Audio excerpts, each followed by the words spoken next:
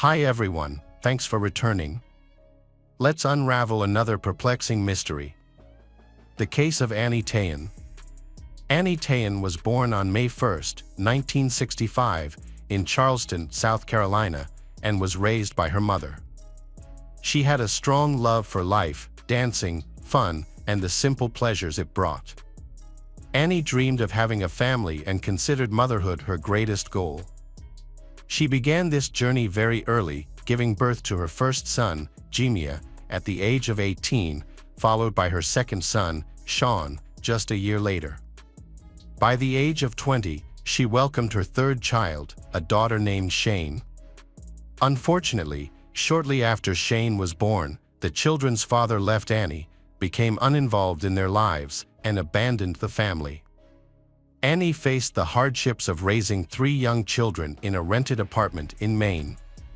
In 1987, when her youngest daughter Shawn was only 6 months old, Annie, 22, met Michael Palin, 32, a Navy officer stationed on the aircraft carrier Brambi. Their meeting took place in Portland, Maine, where Michael's ship was docked, and he felt an immediate attraction to Annie during their waterfront encounter. Michael lived in Charleston, South Carolina, and was a respected member of the Navy, known for his work as a computer systems operator. He was actively involved in military operations and had received several awards. Annie was fascinated by Michael's naval career and quickly fell in love with him, telling a friend that she had found a man she felt was truly worthy of her love. After dating for a few months, Annie and Michael decided to move in together, creating a family with 2 sons and a daughter. Unfortunately, their life together took a tragic turn when a fire broke out in their apartment. Annie was away at the time, leaving Michael with the children. Michael, along with Jimie and Shawn, were able to escape, but Shawn, who was too young to walk, was left behind. When Annie returned, she tried to enter the burning apartment to save Shawn, but the neighbors prevented her. The loss of Shawn in a fire had a profound effect on Annie. After the devastating fire, Annie and her sons moved to her mother's house in Portland. Meanwhile, Michael focused on his work and decided to stay in the barracks. A few months after the move, a disturbing event occurred near Annie's mother's house. A shed in the backyard was set on fire. The police quickly traced the source of the fire and found a lighter engraved with the name Brambi, the ship on which Michael served. This discovery made Michael the prime suspect in the arson case.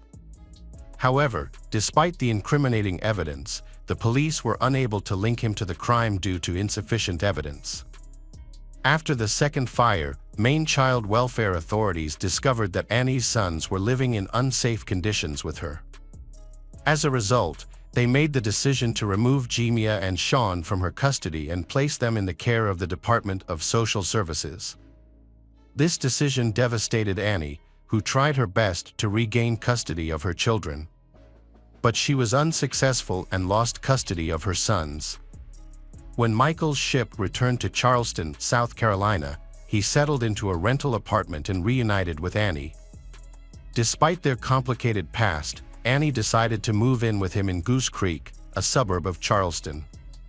However, while there, Annie discovered a photo of Michael wearing a wedding ring, revealing that he was married. When confronted, Michael confessed to Annie that he had been married but was now divorced. He explained that his ex-wife, Dawn Breeze, and their 3 children lived with his mother in Savannah, Georgia. Although Michael assured Annie that he was no longer in a relationship with Dawn, Annie was deeply troubled by this revelation. She considered leaving him but ultimately chose to stay, seeing Michael as a partner with whom to start a family. However, their living situation became negative. Michael became increasingly hostile and disrespectful to Annie. As she considered moving back to her mother's home, she discovered she was pregnant. This unexpected news kept her from leaving and brought her joy as she anticipated the birth of another child. In October 1989, Annie gave birth to her 4th daughter, Jade. Although she knew Jade could never replace her lost daughter, she felt that Jade filled an important void in her heart. In the month after Jade was born, Michael's treatment of Annie worsened. He began publicly insulting and humiliating her. Annie confided to a friend that she feared that if she tried to leave, Michael would relentlessly pursue her. His controlling behavior increased. He locked Annie in their apartment. When he left for work, he would disconnect his phone and take it with him. Annie became increasingly concerned about his actions. Annie, feeling distressed, called her best friend Katie French. During the call, Annie revealed that she was planning to leave Michael. However, Michael threatened that if she left, their daughter Jade would stay with him and Annie would never see her again. Overwhelmed, Annie cried and begged Katie to come immediately to help her and Jade. Unfortunately, Katie was busy and unable to help. Instead, she sent Annie money for a bus ticket, hoping that it would help her escape and return to Portland. This urgent conversation turned out to be their last. 2 days later, on November 7, 1989, Katie tried to contact Annie but received no response. A few days later, Michael informed Katie that Annie had left on November 6, taking her belongings and heading to an unknown destination. Katie expected Annie to contact her from her new home, but after 2 weeks of no news, she grew increasingly worried. By Thanksgiving, November 24, Annie had been out of contact for 20 days. Worried about Annie's safety, Katie tried to contact Annie's friends and acquaintances, but no one had any information about her. When Katie tried to report Annie Tahan, 24, missing to the police, she was told that she could not file a formal report because she was not a family member. As months passed without any updates on Annie, Katie finally contacted Michael's mother. Katie was shocked to learn that Annie's youngest daughter, Jade, was living with Michael's mother. The news confirmed Katie's deepest fears. She was certain that Annie would never willingly leave her daughter behind. Shortly after the disturbing events, Michael Palin moved to the naval base at Pearl Harbor in Hawaii. He did not appear to be concerned about her disappearance. Michael did not contact the police or begin a search for Annie. The official search began after Annie's mother reported her missing. Initially, the investigation focused on her husband Michael Palin, who quickly became the prime suspect. Michael explained that on the morning of November 6, he woke up to find Annie had left, leaving their daughter with him. Michael said that the night before, Annie had mentioned that she wanted to end their relationship. Michael did not look for Annie because he thought their relationship was over and felt no need to contact her any further. He also claimed that he was unaware of Annie's disappearance. After searching the couple's rented apartment, the police found no evidence. Annie Tahan's case seemed to have stalled, with no further search for her. Questions about her current location, whether she was still alive, and the possible motives of any kidnappers remain unanswered. The only known fact is that the last person confirmed to have seen her was her partner, Michael. For 4 long years, there was no news or sign of Annie. Her best friend, Katie French, was the only one actively looking for her. She worked tirelessly on the investigation and her phone bill alone cost her approximately $16,000. Katie hired a private investigator and was determined to continue the search. She contacted various organizations to gather information about Michael's background. Katie was convinced that Michael was dangerous and untrustworthy.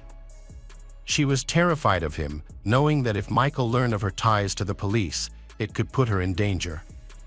In 1993, Annie's case was transferred to the Naval Criminal Investigative Service, marking a major change in the investigation.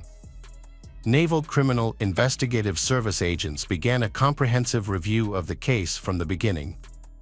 They found Michael Palin, who was staying at Pearl Harbor Naval Base in Hawaii. When Coast Guard agents attempted to speak with him about Annie's disappearance, Michael agreed to speak only if his attorney was present. He then completely stopped cooperating with the investigation and refused to provide any further assistance or information. The Coast Guard agents gathered all available information about Annie's disappearance and contacted the South Carolina Police Department.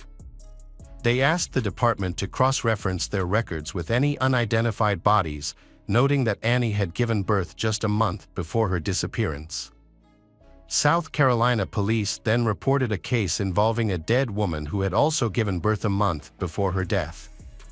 They provided a sketch of what the woman looked like, shocking the Coast Guard agents. They believed they had found Annie Tahan. The discovery revealed a brutal murder, with her body found next to a highway in Jasper County, South Carolina, about 100 miles from her home with Michael.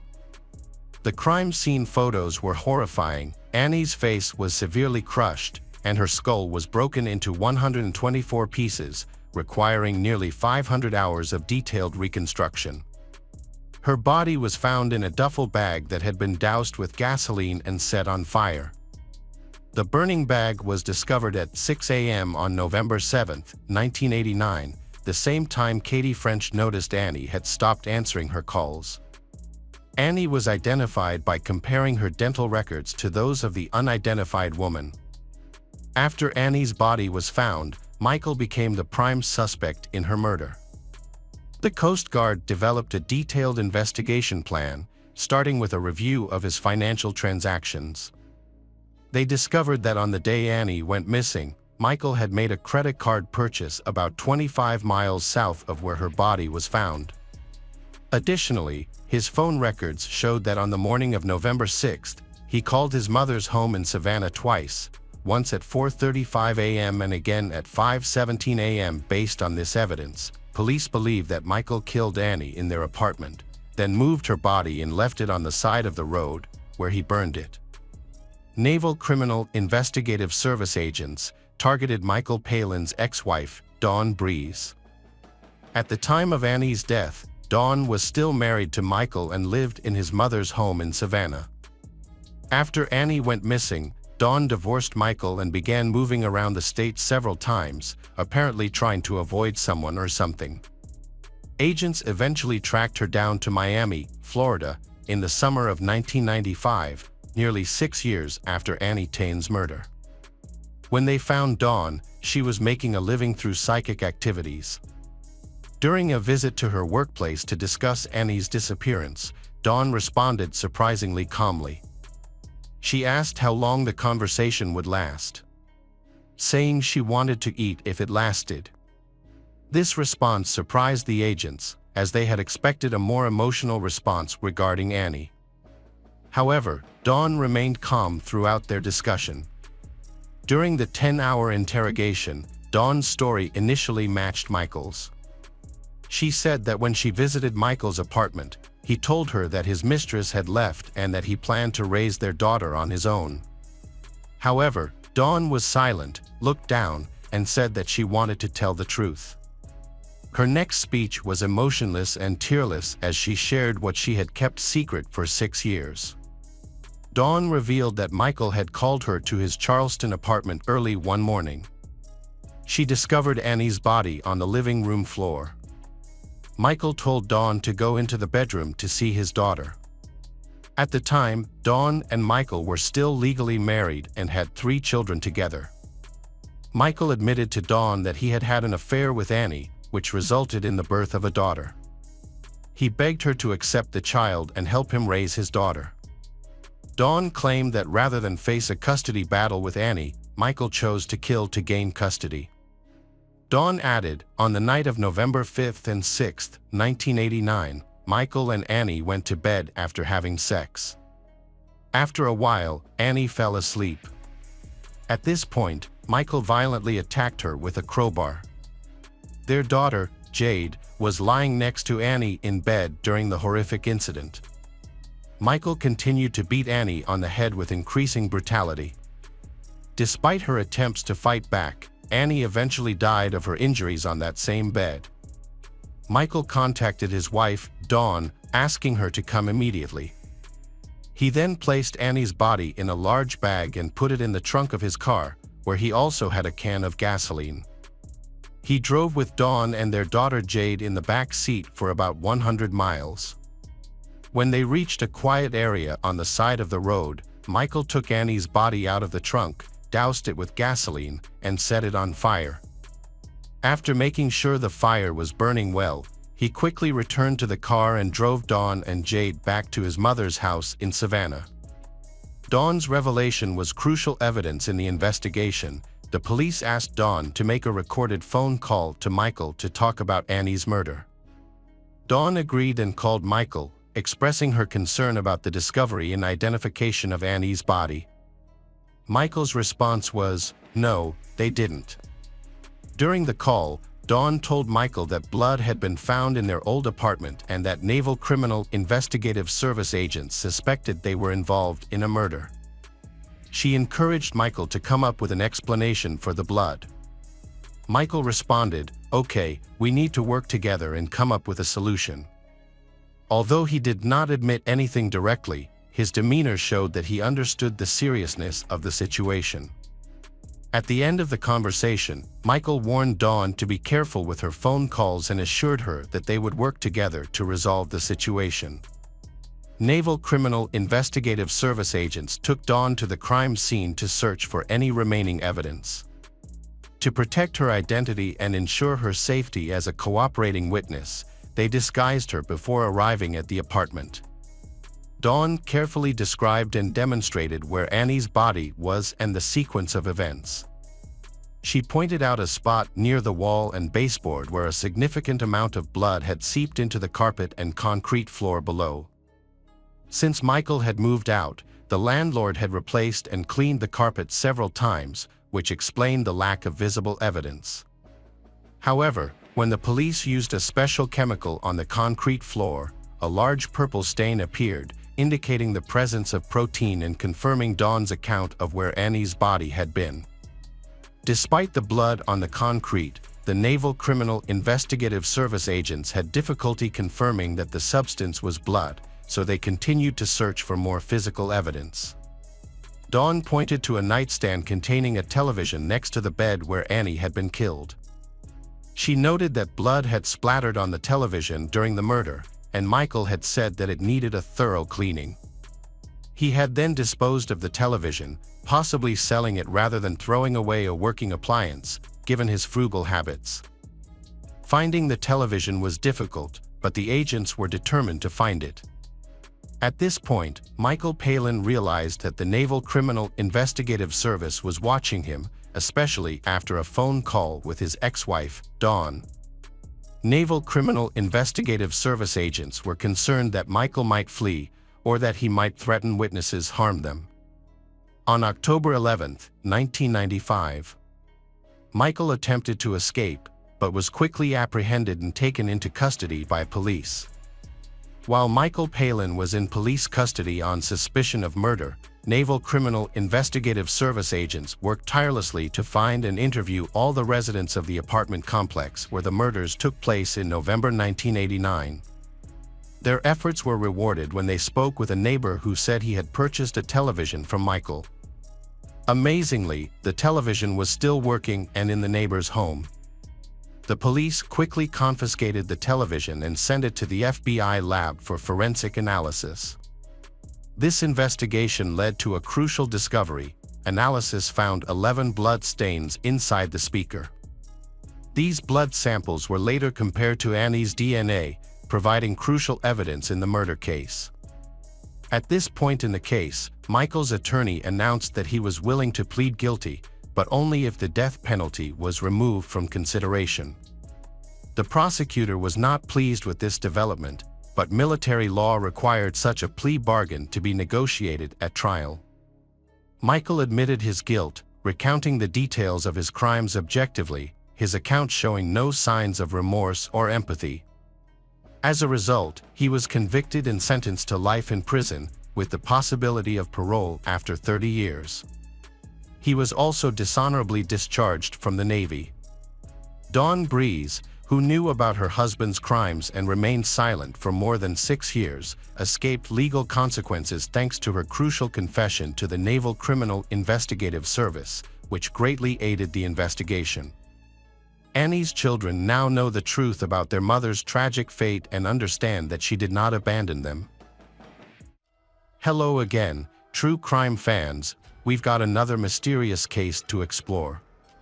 The case of Peter Tobin. Peter Britton Tobin was born on August 27, 1946, in Johnstone, Scotland. He was the youngest of 8 children born to Marjorie and Daniel Tobin. From an early age, Peter displayed an impulsive personality, prompting his parents to send him to boarding school in 1953 when he was only 7 years old. However, this did not work, and he was sent to a reformatory. After completing his time there, he moved to Brighton, England. There, Peter began a relationship with Margaret Mount, a young typist who was attracted to his personality.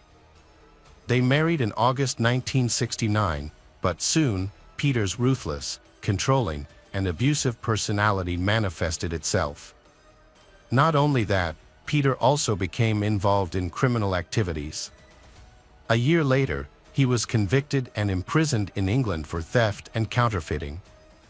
Margaret decided to divorce him in 1973. Peter then married Sylvia Jeffrey, a 30-year-old local nurse, who was also attracted to his charm. That year, they had their first son, Ian, and a year later, a daughter, Claire, who unfortunately died shortly after birth. Sylvia was devastated by the loss of her child, became a victim of Peter's abuse, and decided to leave in 1976, taking their young son with her. Years later, when he was in his 40s, Peter was ready for a new romantic relationship. This time, he chose Kathy Wilson, a sensitive, naive, and impressionable 16-year-old girl. This made it easy for Peter to start a relationship with Kathy. The two moved in together, and soon after, their son, Daniel, was born. They married in 1989 and moved to Scotland. This was a difficult time for Kathy. Her husband was controlling, preventing her from going out and becoming increasingly violent. Eventually, Kathy bravely decided to run away with her son in the late 1990s. Kathy's departure brought out the worst in Peter. After Kathy left, Peter met a gentle girl named Vicky Hamilton. Vicky was born in Scotland in 1976 and was the second child of Michael and Janet Hamilton.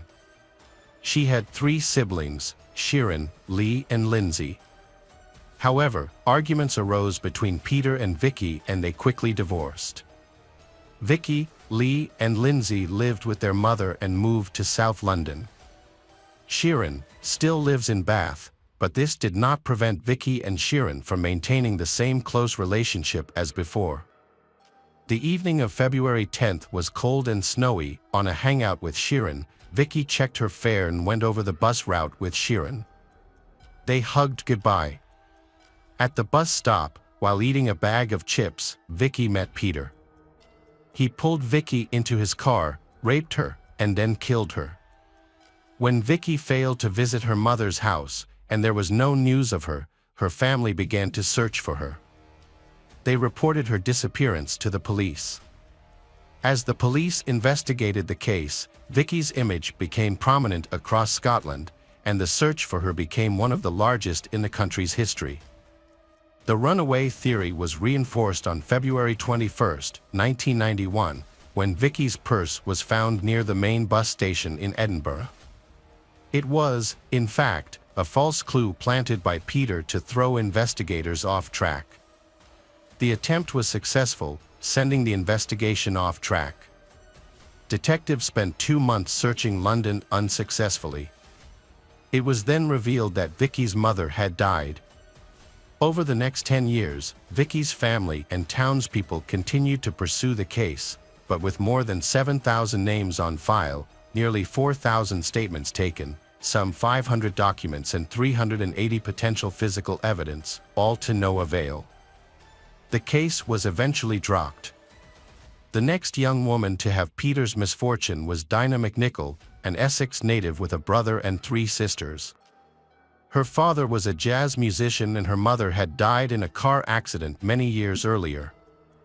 At 18, Dinah was a kind, cheerful girl and a great friend. She had just graduated from high school and had high hopes for the future.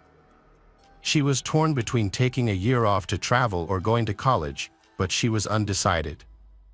On the first weekend of August 1991, Dinah attended a music festival in Hampshire. There, she met a boy named David Tremlett. They quickly fell in love. On Sunday, August 4th, they spent the night together in a tent. The next day, Dinah helped him take down the tent and they agreed to each hitchhike home. As they were both tired, Peter showed up and offered to give them a ride. David got out of the car first, and Dinah saved Peter's number before parting ways. Alone with the strange driver, the girl was about to face a real nightmare. On Monday, August 5, 1991, he did the same to her as he had done to Vicky. Dinah's scarf became a crime tool. After the crime, Peter withdrew money from Dinah's account at ATMs in Hampshire and Sussex. When Dinah's family saw the withdrawals from her account, they immediately suspected something was wrong. They knew she had carefully saved every penny and planned to use it for travel or education. As the days passed, the family lived in fear and uncertainty, which was the worst thing. Although no one said it, everyone believed that something terrible had happened. If Dinah were still alive, she would have returned home or called to explain her absence. As for Peter, he left Margate without saying goodbye or explaining anything. In 1993, he settled in Hampshire, renting a flat in Leek Park, saying he wanted to be closer to his son. On August 4, 1993, two 14-year-old girls went to visit Dinah but did not see her.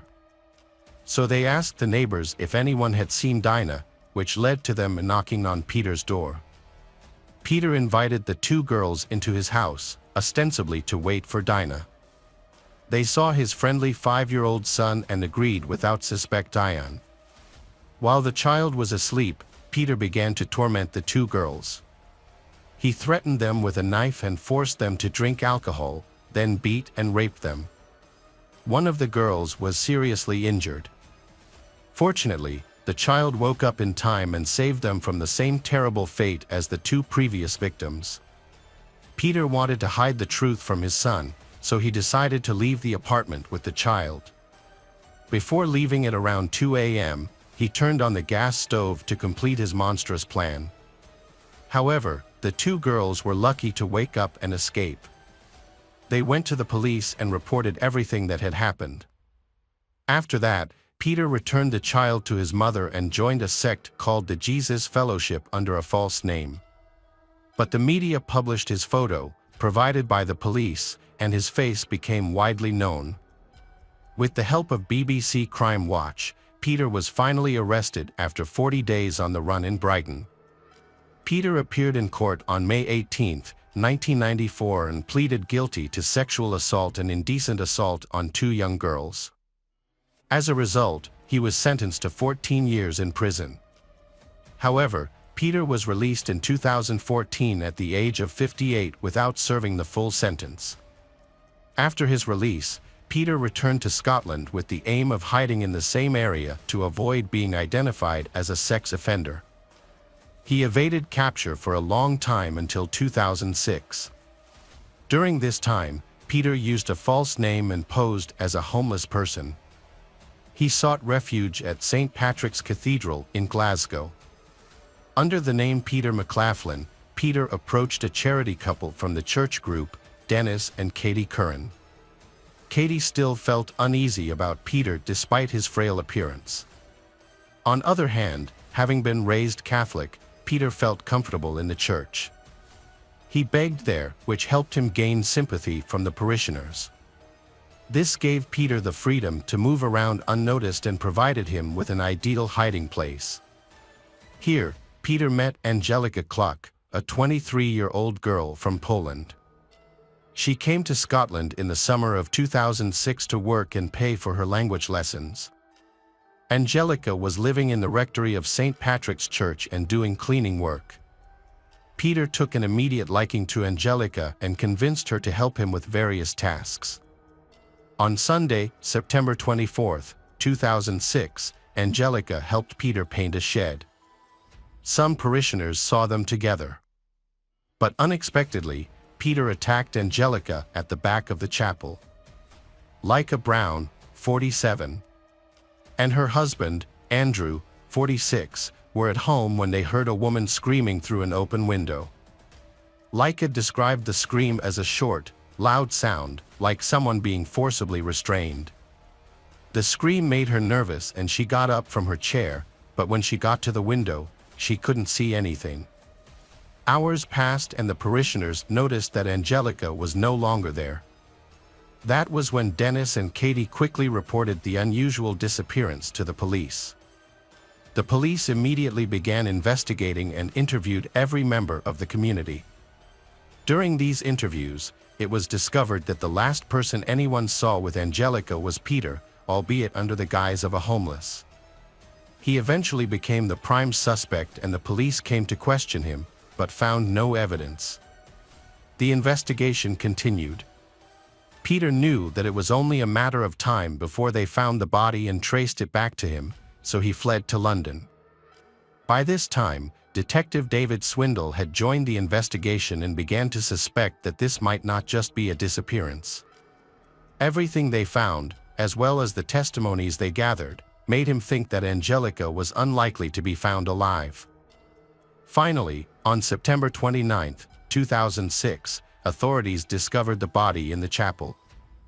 This news shocked British society, especially because of the location chosen by the perpetrator to hide the body. Looking at the injuries sustained by the girl, Detective David suspected that the perpetrator was not acting for the first time. However, there was more news to come. The DNA found at the crime scene and on the victim's body matched the data in the United Kingdom's National Criminal Intelligence Database. That's when they learned that the man they were looking for was Peter Tobin, whose fingerprints were also found at the crime scene. The first step for the authorities was to publish his photograph in the media. His image was also sent nationwide for distribution and the Scottish police contacted the Metropolitan Police, initiating a search throughout the United Kingdom. Meanwhile, Peter, who was in London, tried to hide in a place where he believed he wouldn't be sought. He went to a hospital, pretending to have heart problems, claiming to have chest pain and weakness on the left side of his body. He identified himself as a plumber and called himself James Kelly. He was examined by Dr. Nick Lasso, who conducted several tests. However, something in his demeanor and behavior made the doctor uncomfortable. Initially, he avoided eye contact, which was unusual for a patient. Then, when the tests didn't reveal any physical reasons for the pain he claimed to be experiencing, the doctor became suspicious. His suspicions were confirmed by a nurse who recognized Peter from a photograph circulating in the media. As a result, both the nurse and the doctor contacted the police. This phone call changed the entire dynamic of the investigation. On September 30th, police officer Alan Murray was dispatched to the hospital in London. Peter was taken to a room and Alan went to talk to him. He was immediately arrested. Although initially, he was charged only with a violation of the sex offender registry, this thing allowed the officers to buy time to prepare a criminal case against him. Evidence gathered by the police team led by Detective David led to Peter's trial for the crimes committed against Angelica in late March 2007. Despite all the evidence against him, Peter denied committing any violent acts against the young woman. However, in an attempt to shift blame for the rape, he claimed that they engaged in consensual sexual activity. Peter also denied providing false information to the police and hospital staff. After 6 weeks of legal proceedings, his lies and manipulations proved futile as he was found guilty and sentenced to life imprisonment with the possibility of parole after 21 years. Detective David and his team suspected that there were more mysteries to Peter's story. During the trial, the detectives further investigated Peter's life, gathered more evidence and built a profile with the cooperation of various law enforcement agencies. To avoid affecting the case involving Angelica, they chose to carry out their work discreetly and carefully. The joint police investigation was called Anagram. Investigators identified links between the disappearances and locations that Peter had visited. The investigation revealed two exact links, one in Bathgate and one in Margate. A search was then carried out at Peter's old house on the coast, and they found a knife with traces of DNA hidden in the attic. However, no other findings were made at the location. Investigators then visited the house where he lived in Margate and established that he was a dangerous serial offender. A search of the house revealed a secret grave in the garden that he had created for his son. Investigators dug up a sand pit in the garden and found the body of a woman. Further searches at the same location uncovered another body. A woman's handbag was found at the crime scene and was collected for DNA analysis. As well as identifying the two victims, the handbag was also analyzed. Although the handbag clearly contained DNA, there was no match in the National DNA database. However, on June 1, 2007, investigators found a DNA match to Peter's fingerprints. This was a vital lead, and they decided to pursue this line of investigation. On November 14, 2007, the authorities confirmed that one of the bodies was that of Vicky Hamilton, who had gone missing at the age of 15. Her family had waited 16 years for any information about her. They later identified the second body as that of 18-year-old Dinah McNichol, who was hitchhiking home after attending a concert. On September 1, 2008, the Crown Prosecution Service charged Peter with Vicky's murder, leading to his trial. When Vicky's father, Michael, saw Peter, he was restrained by the police, as at that point he just wanted Peter to know that he was there to defend his daughter's honor and remember her. Peter faced sentencing after a month of trial on December 2, 2008, when he was convicted of Vicky's murder and sentenced to life in prison. A year later, in December 2009, Dinah's trial took place. On December 16, due to the defense's failure to provide evidence to exonerate his client, the jury found Peter guilty of Dinah's murder. As a result, he was given an additional life sentence. 5 months before his trial, a report on November 22, 2007, stated that Peter Tobin had been attacked by fellow inmates in prison, but he only suffered minor injuries. During the investigation, Peter Tobin also confessed to a total of 11 murders. Peter died in hospital on October 8, 2022. Hello friends, welcome to our channel. Today we're going to take a look at another horrible case with you. The case of Lynette White. Lynette White was a beautiful young woman from Cardiff, Wales. Due to difficult circumstances, she had to support herself through prostitution since she was 14 years old.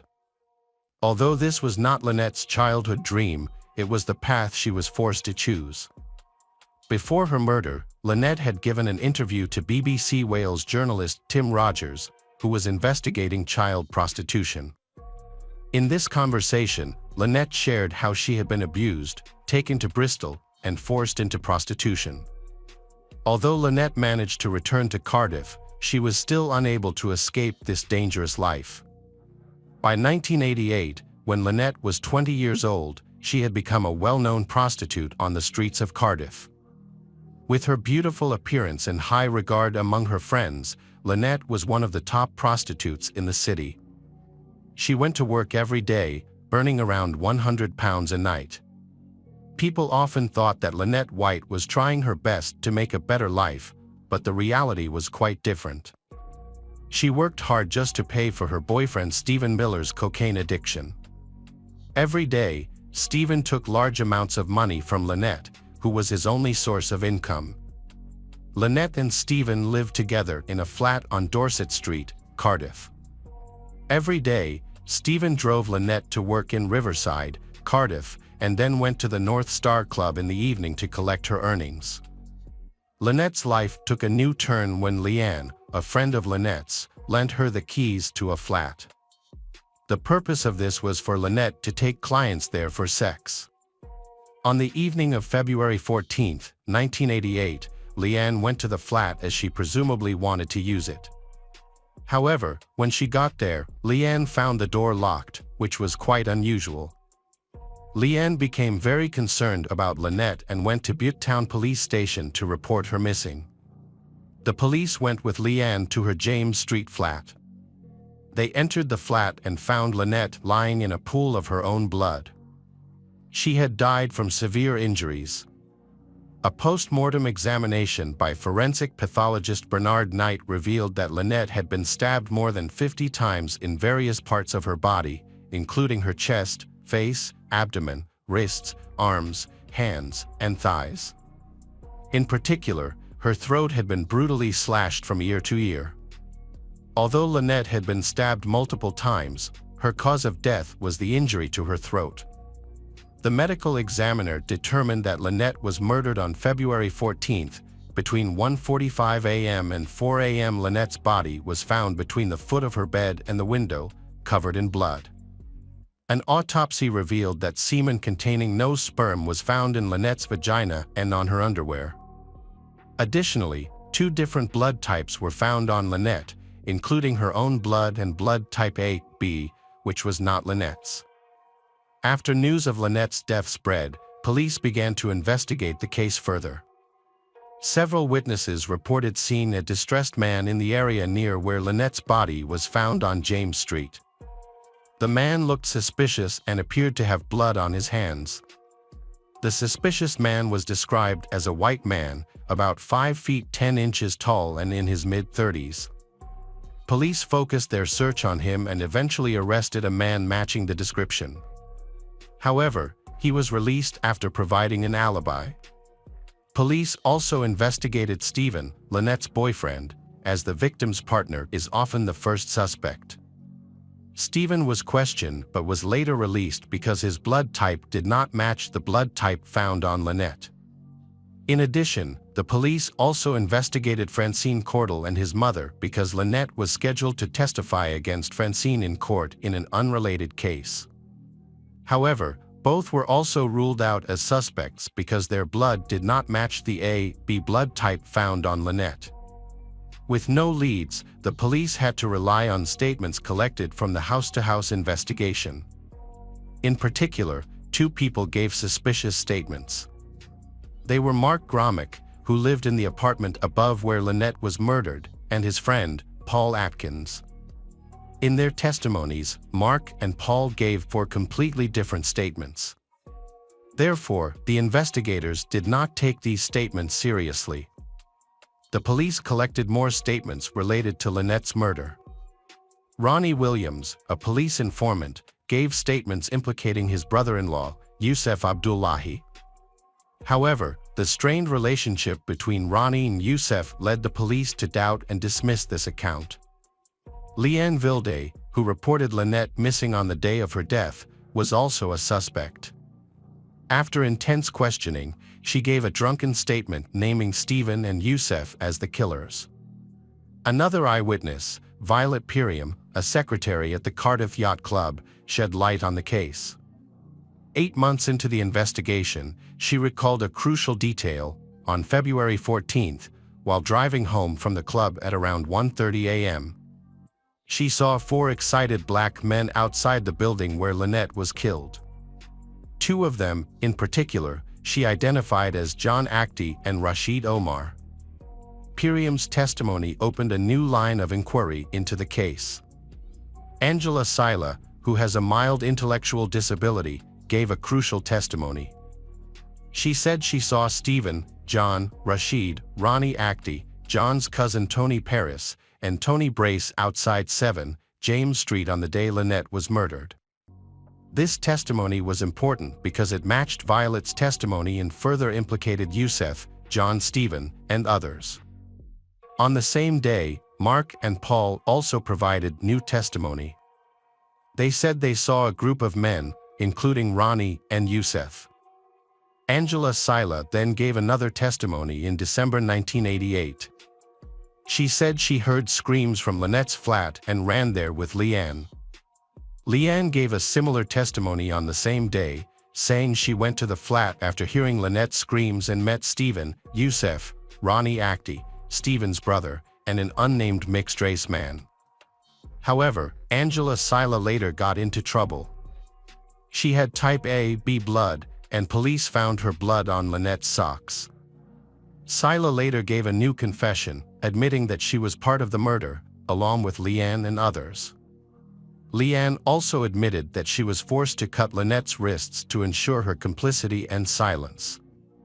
With no way out, Stephen confessed to killing Lynette after 307 denials.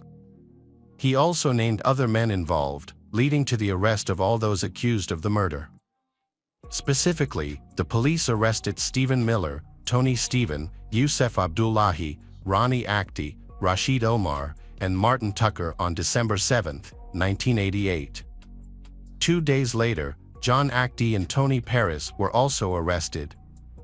After nearly a year in custody, their trial began on October 5, 1989 at Swansea Crown Court. It was the longest murder trial in British legal history, lasting 197 days.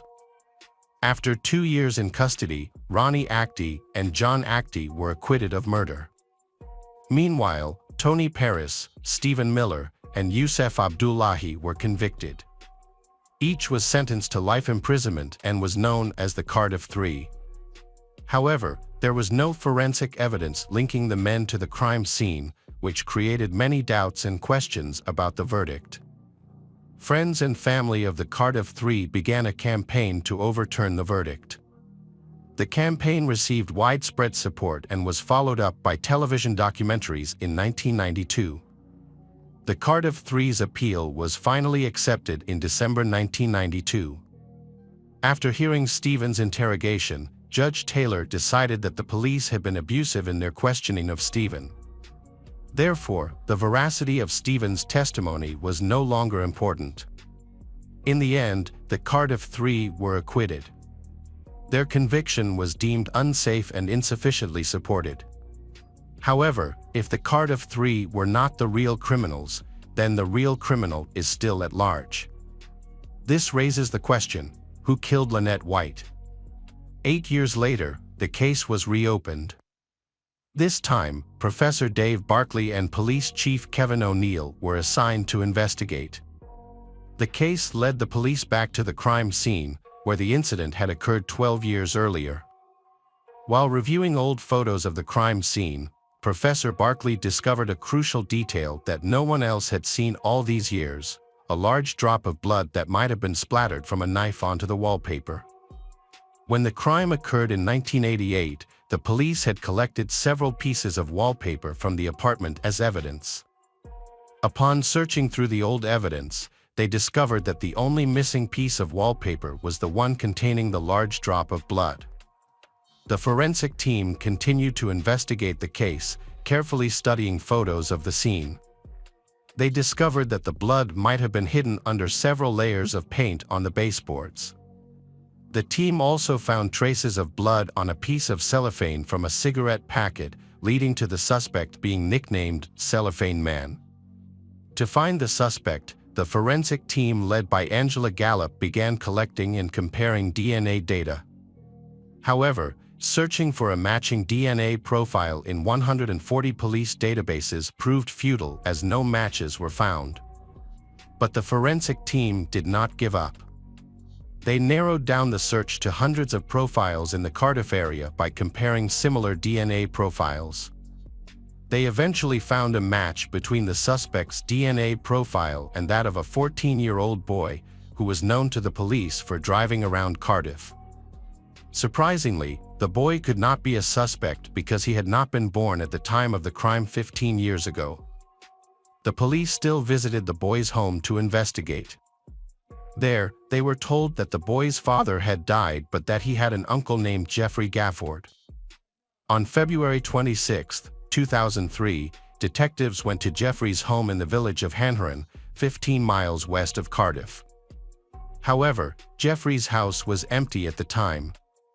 The next morning, police went to his workplace in an office building in Cardiff city centre. When they explained the purpose of their visit, Jeffrey said, "I think you've got someone for the job." Jeffrey was then asked to provide a mouth swab, which he agreed to do. The police immediately analyzed the swab and identified a clue that would lead to the murderer. The next morning, Superintendent Kevin O'Neill wanted to get things right so there would be no more mistakes. He assigned a team to watch Jeffrey before he began interviewing him. Chief O'Neill had planned to monitor Jeffrey for a week, but on February 28, 2003, Jeffrey attempted suicide. When the surveillance team caught him in a garage, where he had bought 3 packets of paracetamol, the police immediately took action. When the police arrived at Jeffrey's home, he had taken approximately 62 paracetamol tablets, a significant amount of painkillers. Despite this, Jeffrey tried to hide his actions. When questioned, he made a horrifying confession: "I killed Lynette White. I've been waiting for this for 15 years. I think I deserve this sentence. I really hope to die." Jeffrey was then taken to the hospital, where he once again confessed to the murder he had committed 15 years earlier. Initially refusing treatment, Jeffrey prepared himself to accept death. But he eventually agreed to take the antidote and recovered within a few days. On July 4, 2003, Jeffrey pleaded guilty to the murder of Lynette White in court. Judge Royce sentenced Jeffrey to life imprisonment with a minimum of 12 years and 8 months. Jeffrey's lawyer later revealed that Jeffrey had killed Lynette for over 30 pounds and had sexually assaulted her body. In February 2007, Paul Atkins, Angela Sila, Leanne Vilde, and Mark Gromick were charged with perjury. By December 2008, 3 of them, Angela Sila, Leanne Vilde, and Mark Gromick, were convicted and each sentenced to 18 months in prison. However, Paul Atkins was acquitted because it was believed he had been bullied, threatened, abused, and manipulated into making false statements.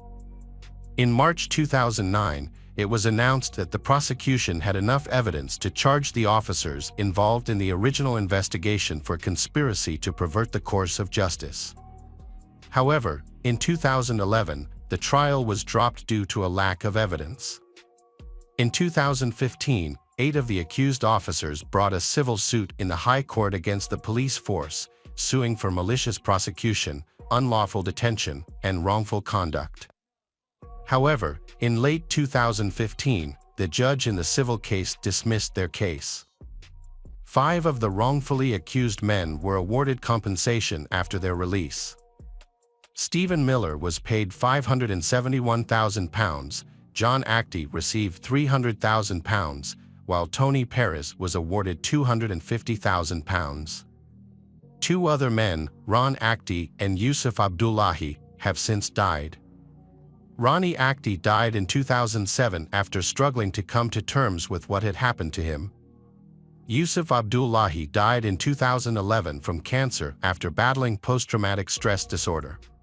Hello friends, welcome to our channel. Today we're going to take a look at another horrible case with you. The case of Velma Barfield. Velma Barfield was born in 1932 in Eastover, North Carolina, and grew up in the shadow of the Great Depression. In a poor family of 9 children, Velma's family worked hard on tobacco farms, but life was still difficult. Velma's father, Murphy Bullard, was an outspoken man. Murphy often flew into fits of rage, and Velma claimed that her father physically and mentally abused her and her sisters. Velma's mother, Lily Bullard, suffered from her husband's fiery temper. In their world, love and care were considered luxuries. As a result, Velma and her brothers had a difficult childhood, lacking affection and constantly facing the threat of violence. As a child, Velma noticed a glaring disparity in her finances between herself and her friends. This sparked her first acts of crime. At first, Velma took small amounts of money from her father to buy small items that her classmates liked. However, her stealing gradually became fatter when she stole $80 from an elderly neighbor. When the matter was discovered, her father punished Velma very severely. After that, she gave up stealing. Raised in a Catholic family, Velma found comfort and faith in the Bible. However, as she grew up, the psychological trauma from her past shaped her into a woman with special power. During World War II, the world around her changed rapidly. The war caused her family to face many difficulties. Velma was forced to take responsibility for her life and family early. Her dreams and desires were often hidden behind her primary goal of survival. As Velma grew older, her desire for a better life grew, and she longed to escape her difficult circumstances. At the age of 17, Velma decided to drop out of school. In her search for love and work, she met Thomas Burke, and the two later married, but this marriage brought new difficulties. By the age of 19, Velma had 2 children, a son named Ron and a daughter named Kim. For more than 15 years, the family lived in Parkton, North Carolina. In 1965, Thomas was in a serious car accident and suffered head injuries. To cope with the pain and headaches caused by the injury, Thomas became a heavy drinker and drug addict. This affected his family, especially Velma, who had experienced past trauma due to her father's alcohol abuse. Velma vowed never to let history repeat itself, but she also faced difficulties in her own life. During this time, Velma faced many pressures, including an unhappy marriage, motherhood, and past patterns. Velma tried to find stability by working at a textile factory, but she soon had to quit to deal with health issues. She then had to undergo an emergency hysterectomy. After the surgery, Velma began to suffer from seizures and was prescribed medication. However, the use of seizure medication gradually became a habit, causing her to become mentally impaired. Velma's drinking increased, each step pushing her into a more desperate and out-of-control state. On April 4, 1969, while she and her children were away from home, the house caught fire. Thomas, who was still in the house, died of smoke inhalation. After the fire, Velma and her children moved in with her parents. A few months after her Thomas's death, Velma began a relationship with a divorced man named Jennings Barfield. They married in August 1970. However, their relationship did not last.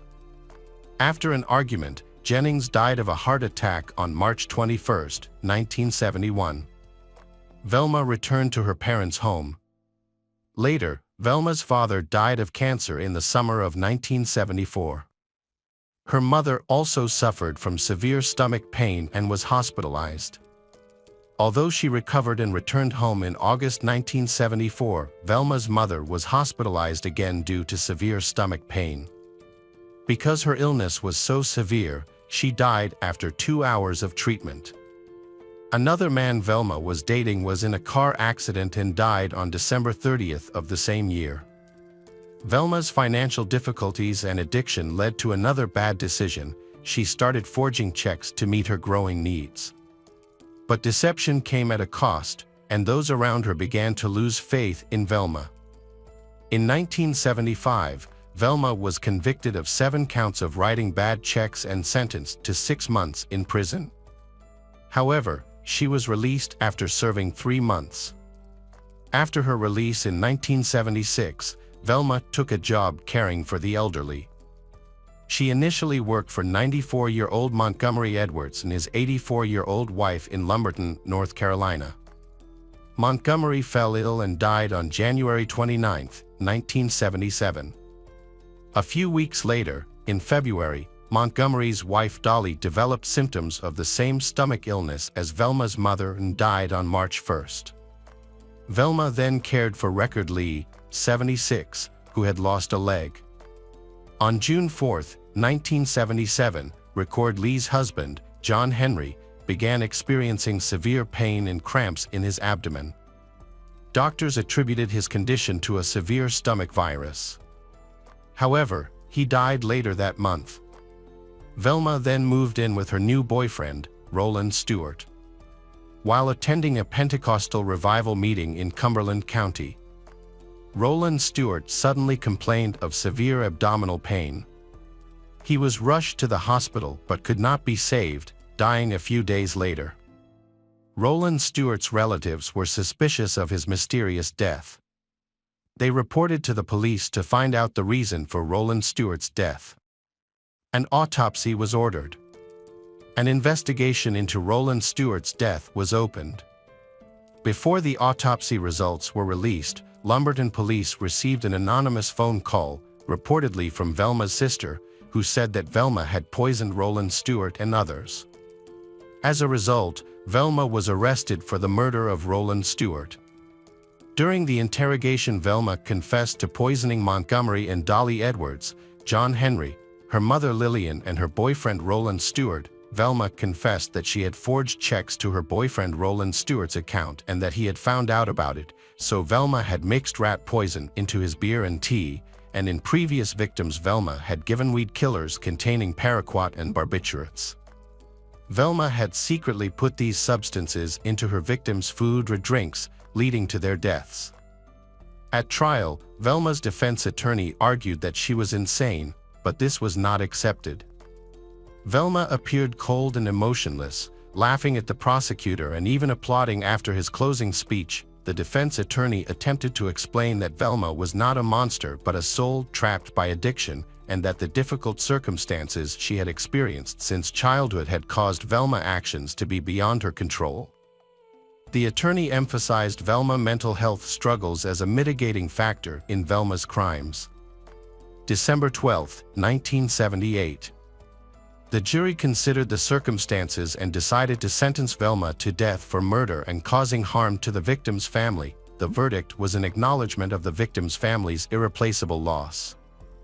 A unit for female death row inmates was later established at the North Carolina Correctional Institution for Women.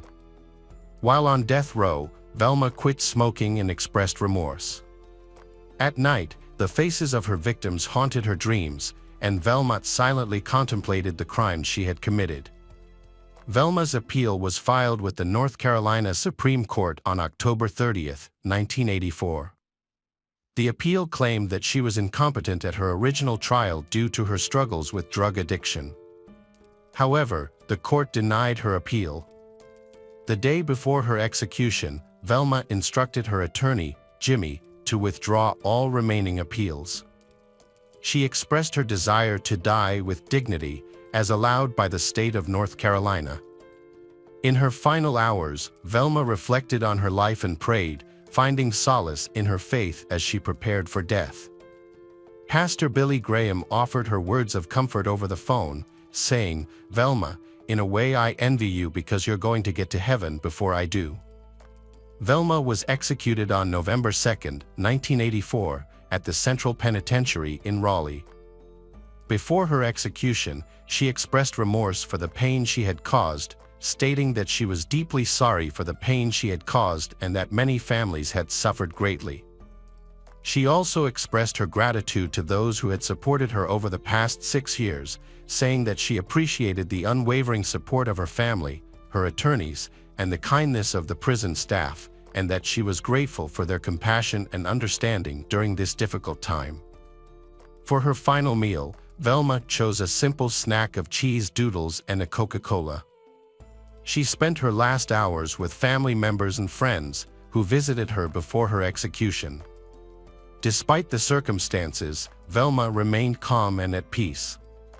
Velma was led to her execution wearing pink pajamas and medical devices attached to her chest, including a stethoscope and heart monitor. She was secured to a gurney with straps at her body and legs, and then wheeled to the execution chamber just before 2 a.m. outside the prison. 2 opposing groups of protesters had gathered. Pro-death penalty supporters were present, and anti-death penalty advocates, who criticized Governor Hunt for not showing compassion and claimed the woman could still contribute positively to society from behind bars. As the execution approached, other inmates demonstrated their anxiety by banging on the windows of their cells in unison. A group of about 80 people who supported capital punishment showed their approval through cheers and applause. 3 volunteers carried out the execution, with a dummy intravenous line ensuring that none knew for certain which of them had administered the fatal dose. Velma's execution took place at 2:15 a.m., just 15 minutes after being given the lethal injection of proton bromide. Those present at the execution reported that she passed away without any apparent suffering. Around 300 death penalty opponents stood nearby in silence, holding candles that they extinguished as the moment of her death approached.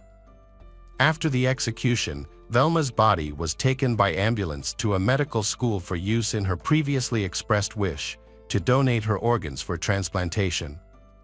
Her burial followed at a small North Carolina cemetery close to the gravesite of her first husband, Thomas Burke.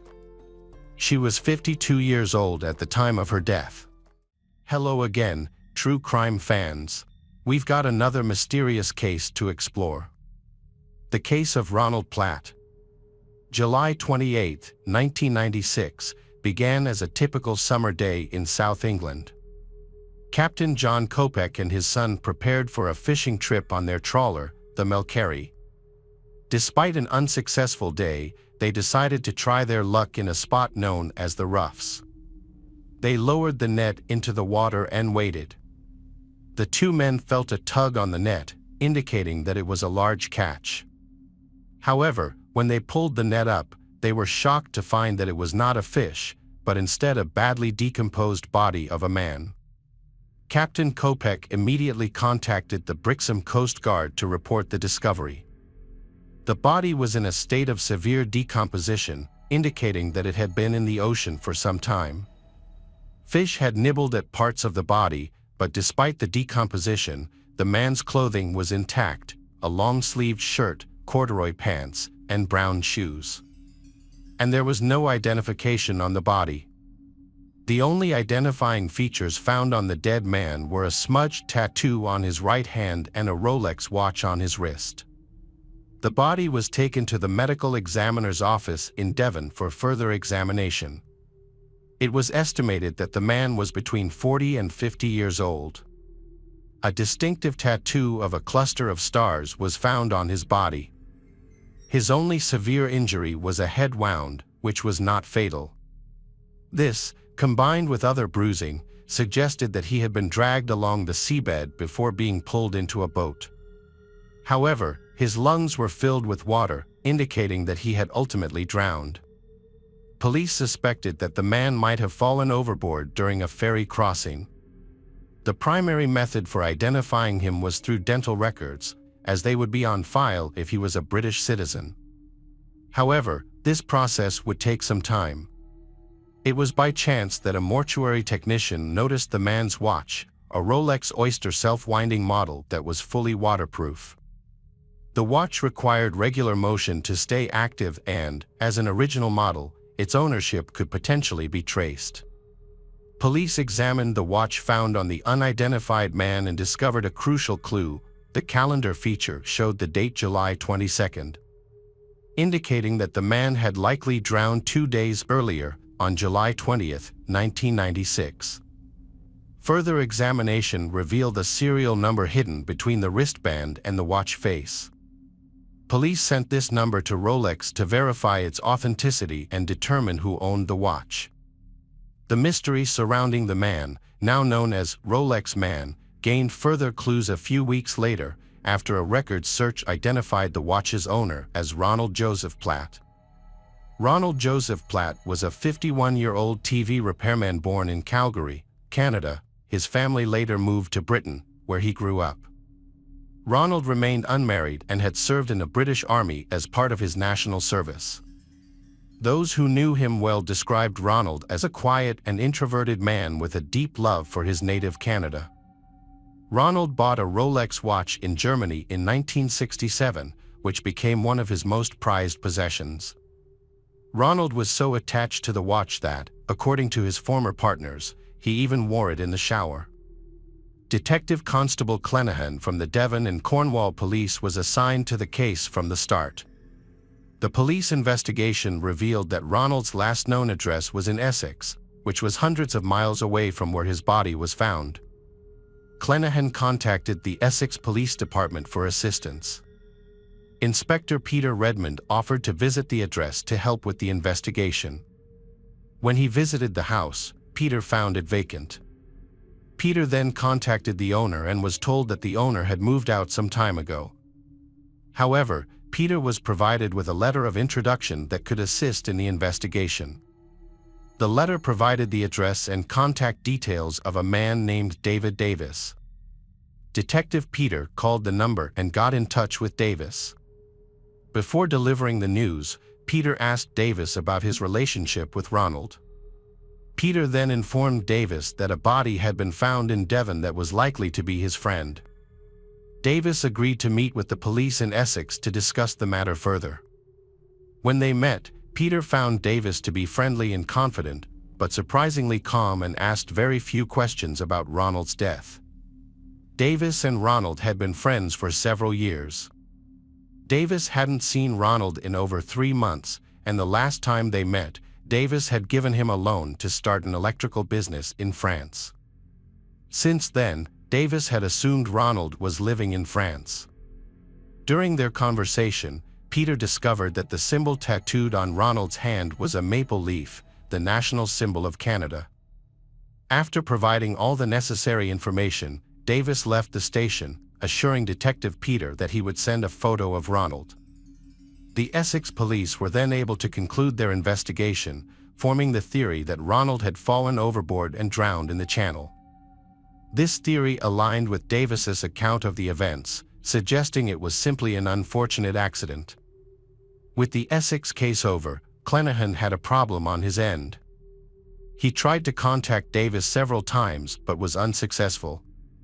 Clenaghan then asked his colleague, Detective Peter of Essex, to help him contact Davis. Peter agreed and visited Davis at his home in Wooden Walter, a rural area of Essex with only 4 houses. They continued to describe Ronald to Peter, and he suddenly realized that the man they were describing was none other than the recently deceased Ronald Platt. This sudden revelation aroused Peter's suspicions, and he quickly contacted Clenaghan in Devon to share this surprising discovery. Police from both counties began to suspect that there was more to the case than initially appeared.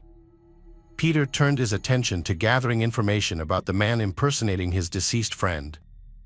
Peter visited an elderly couple, Frank and Aubrey, who shared with him the story of Ronald Platt, a young man with a wife and 2 young children. The couple mentioned that Ronald and his family frequently vacationed in Devon, where they owned a yacht, although they could not remember the name of the yacht. In Devon, Clenaghan reviewed the evidence and began reinterrogating old witnesses. His first was John Coppock, who revealed that when Ronald's body was found, a 10-pound anchor had also been pulled up in the net. John Coppock had given the anchor to a friend, who then passed it on to his mother to sell. Fortunately, the anchor had not yet been sold, allowing the police to retrieve it as evidence. Clenaghan's next step was to interview people who knew Ronald. He contacted Ronald's brother, Brian. Brian mentioned Elaine Boyes, Ronald's old friend of 13 years. Police then spoke with Elaine Boyes and discovered the connection between Ronald Platt and Davis. Elaine Boyes had met Davis in 1991 while working as a receptionist at a fine arts auction house in Harrogate, England. She recalled Davis as being tall, engaging, and charming. During their conversation, Davis mentioned his plans to move to Yorkshire, and the topic turned to job opportunities.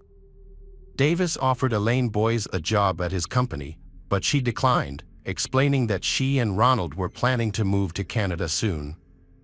Davis offered to help Elaine Boyes and Ronald save money to move to Canada. Elaine Boyes soon became Davis's executive assistant, and she soon introduced Ronald to Davis. The 2 men quickly became close friends. Elaine Boyes and Ronald were fascinated by Davis's lavish stories and impressed by his lavish lifestyle. Davis then offered them a business opportunity, proposing that they become directors of his company, the Cavendish Corporation.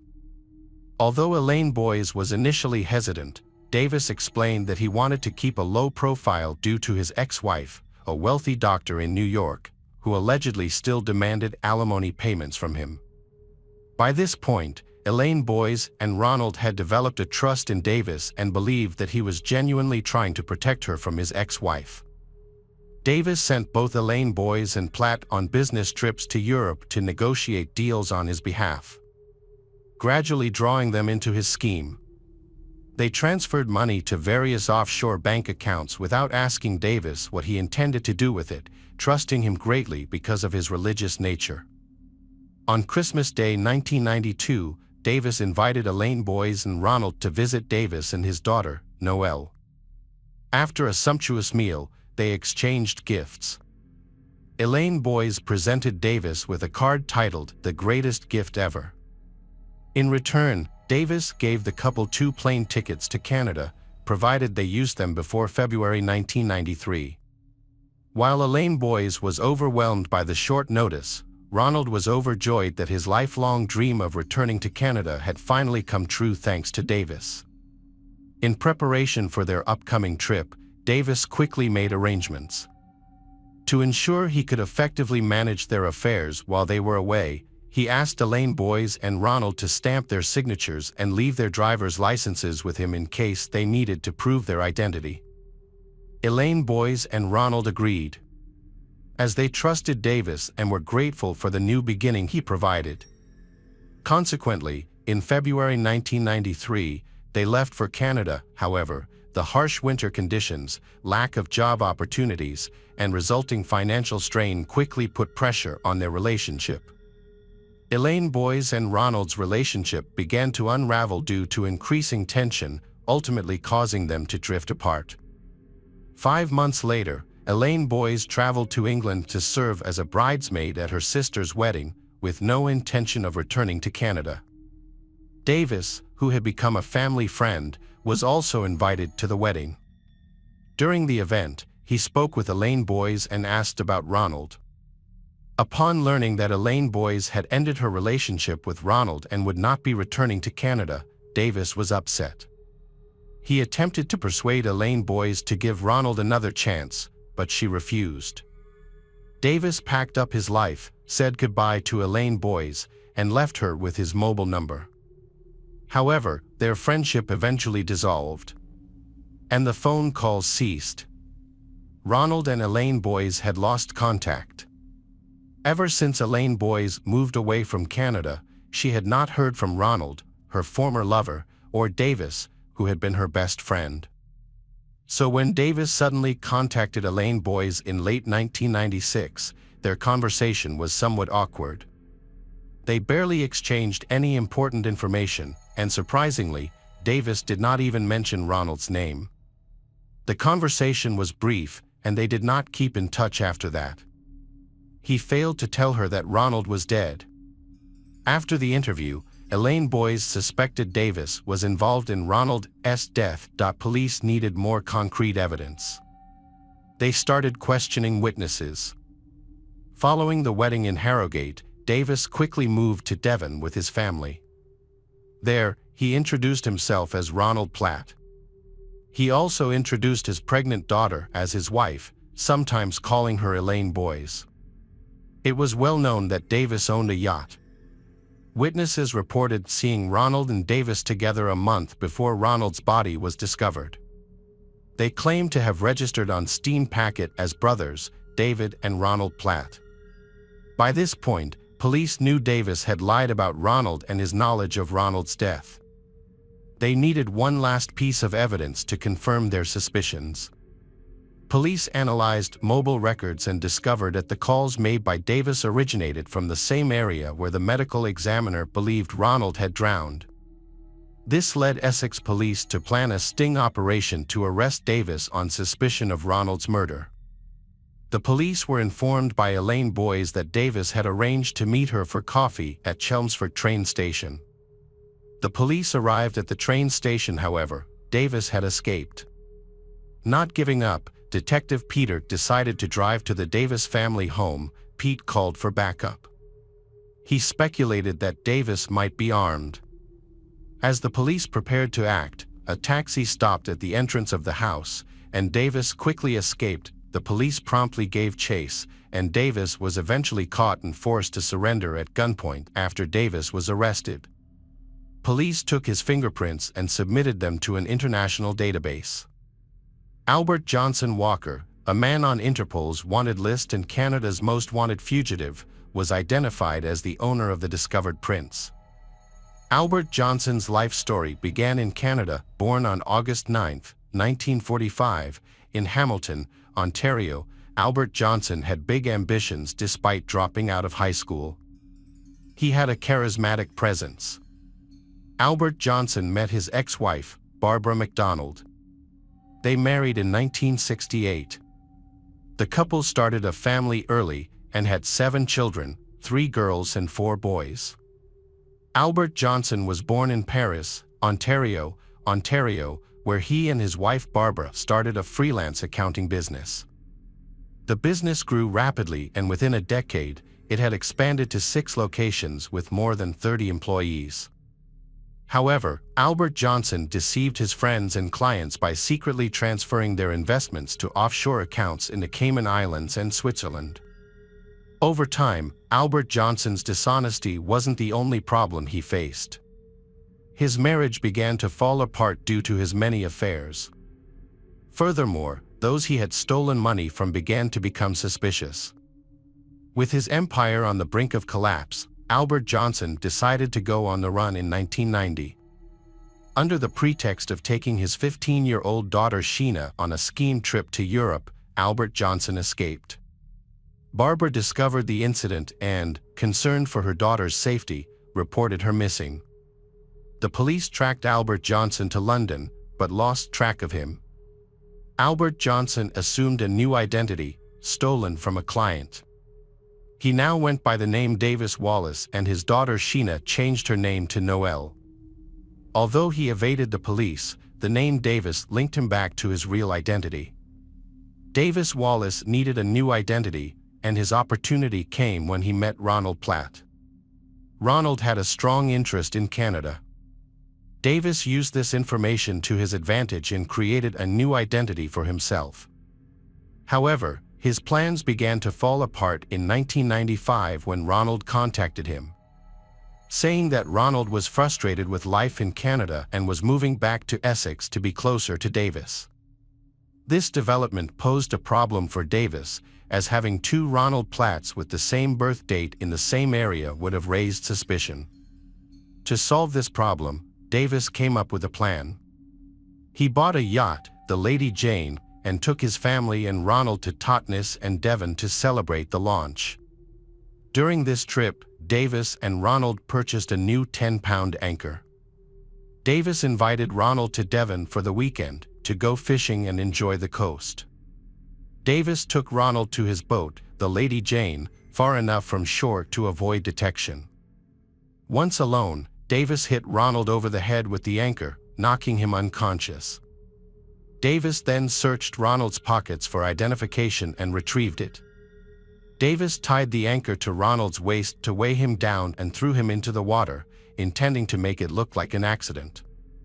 However, Davis made the mistake of leaving Ronald's Rolex watch on his wrist, which was later used to foil the carefully planned crime and bring Davis to justice. Davis's trial began in 1998. During the trial, some key evidence was presented to the court. The anchor found in the net along with Ronald Platt's body. Forensic experts analyzed the wound on Ronald's head and determined that it matched the shape of the anchor. Further investigation found traces of zinc on Ronald's belt, which matched the zinc found on the anchor. It was discovered that the anchor had been attached to Ronald's belt to drown him in the sea. A search of the yacht, Lady Jane, also uncovered significant evidence. Hairs matching Ronald's were found on a cushion, and his fingerprint was discovered on the bag that had been used to carry the anchor back to the yacht. Additionally, blood was found near the rails, providing further evidence to the case. Davis's hoarding habits cost him, as documents were seized and used to prove his sham business ventures and his trail of deception. Elaine Boy's testimony provided evidence that Davis would lose a lot if Ronald Platt returned to England. And his daughter Sheena testified that Davis had been out on a yacht and looked disheveled and agitated when he returned later that day of the murder. Sheena also spoke candidly about life with Davis and how she was constantly harassed by her father and feared for her own safety. Supreme Court Justice Neil Butterfield said Davis was an extremely intelligent and ruthless individual who posed a threat to others. He stated that Davis's crimes were carefully planned and executed with precision. As a result, Davis was sentenced to 15 years to life in prison. In 2005, he was allowed to move to Canada to serve his sentence. 2 years later, at the age of 61, Davis was given an additional 4-year sentence to be served concurrently. In 2015, Davis applied for parole but withdrew it at the last minute. Hi there, investigators. It's time to uncover the truth behind another case. The case of Frank Spencer. Frank Spencer was born on November 10, 1965, in Bloomsburg, Pennsylvania. His father was Cyrus, and his mother was Melina Spencer. Since childhood, Frank loved active games and sports, which helped him maintain a healthy body and mind. When he was in high school, he demonstrated his special ability on the wrestling team and was recognized as an excellent member. Frank had a strong ambition in business and wanted to continue the family business. So, after graduating from high school in 1984, he attended a local university and completed his course in 1988. After his father passed away, Frank became the owner of Spencer's Auto Parts. The year 1997 marked an important event in Frank's life. It was the year he met Maria. The two of them were attracted to each other at first sight. Maria was known for her hot temper and daring personality, which intrigued Frank. Frank's friend Paul remembered that Frank had always liked strong and wild people. And he was a bit like that too. When Frank and Maria met, they had a great start. However, not everyone was happy with the relationship. Maria's parents, in particular, had mixed opinions about Frank. They believed that Frank was not the right man for their daughter. Furthermore, there were rumors that Frank's father had been involved in a gang and was even a hired criminal. Maria's father did not have a good impression of Frank. He even tried to prevent their marriage for a while. Frank's family was also not happy with Frank's choice. So, Frank and Maria decided to run away and rent a separate apartment to get away from their families. After a while, Frank's family and Maria's family were forced to accept their relationship. Family life gradually returned to normal. Maria and Frank got married and had 2 children, a boy and a girl. They then moved to a new house. During this time, Frank owned an auto parts business and sponsored race cars. He worked hard to provide his family with everything they needed. For Frank, his children were the top priority and driving force in his life. Maria initially tried to manage the housework and take care of the children. However, later, despite having a law degree, she became the coach of her daughter's soccer team. Her friends said that, unlike her husband, she was not really interested in the marriage. She seemed to be uninterested in work and family responsibilities. What worried her most was the financial issue. She liked to spend what Frank earned. Maria Spencer had a cold personality, especially towards the children. This caused many problems in her marriage. Her husband was frustrated with her selfishness and eccentricity and expected her to change when she became a mother. However, Maria remained her own person. In 2006, her husband decided to file for divorce because he could no longer stand her inappropriate behavior and constant scandals. He feared for the health of the children because of her unreasonable behavior. After the divorce, the relationship between the two became even more strained. A confrontation over custody was inevitable. Maria wanted to keep the children with her, but her husband did not trust her and believed that she could not take good care of them. However, not everyone agreed with her husband's views. For example, her husband's friend, Ron, believed that both parents were necessary for the children to develop normally. Frank's friend advised him to negotiate with Maria for custody of the children. However, Frank thought he knew better than his friends and continued to demand sole custody. Maria did the same. She also hoped to receive a substantial amount of child support. The conflict between Frank and Maria worsened over time. On several occasions, due to Maria's erratic behavior, Frank had to call the police for help. Maria repeatedly attacked Frank and the children, but not everyone believed this. In 2008, an incident occurred that confirmed Frank's accusations. After a fight with Maria near their children's school, Maria was arrested. The problem stemmed from Maria wanting to pick up her daughter. But Frank's relatives prevented her. The reason was that the two had made another agreement, but Maria changed her mind at the last minute. After the fight, Maria put the child in the car but forgot to fasten the seatbelt. When the police checked her car, they discovered that Maria's actions could endanger the life and health of the child. As a result, Maria got into trouble with the law. She was charged with disorderly conduct and child endangerment. In addition, Frank also accused Maria of stalking him, claiming that she had stalked him on multiple occasions. For this reason, Maria faced an additional charge. Maria could not be convicted of endangering the life of the child because the prosecution could not prove it. Therefore, the authorities decided to drop the charge in exchange for Maria's admission of guilt for disorderly conduct and stalking. Maria agreed and was fined $600. However, this event did not make Maria reconsider her behavior. Instead, she continued to act negatively. Frank's acquaintances and relatives increasingly heard complaints from him about Maria threatening and stalking him. Some of Maria's co-workers also said that she repeatedly mentioned that she hated Frank and was willing to harm him. For this reason, one of her co-workers nicknamed her Black Widow. Frank tried to stay calm and smooth over the rough edges, but Maria wouldn't stop. He kept trying to talk to her, but she wouldn't listen. Frank started recording every conflict so that he would have evidence in case something bad happened.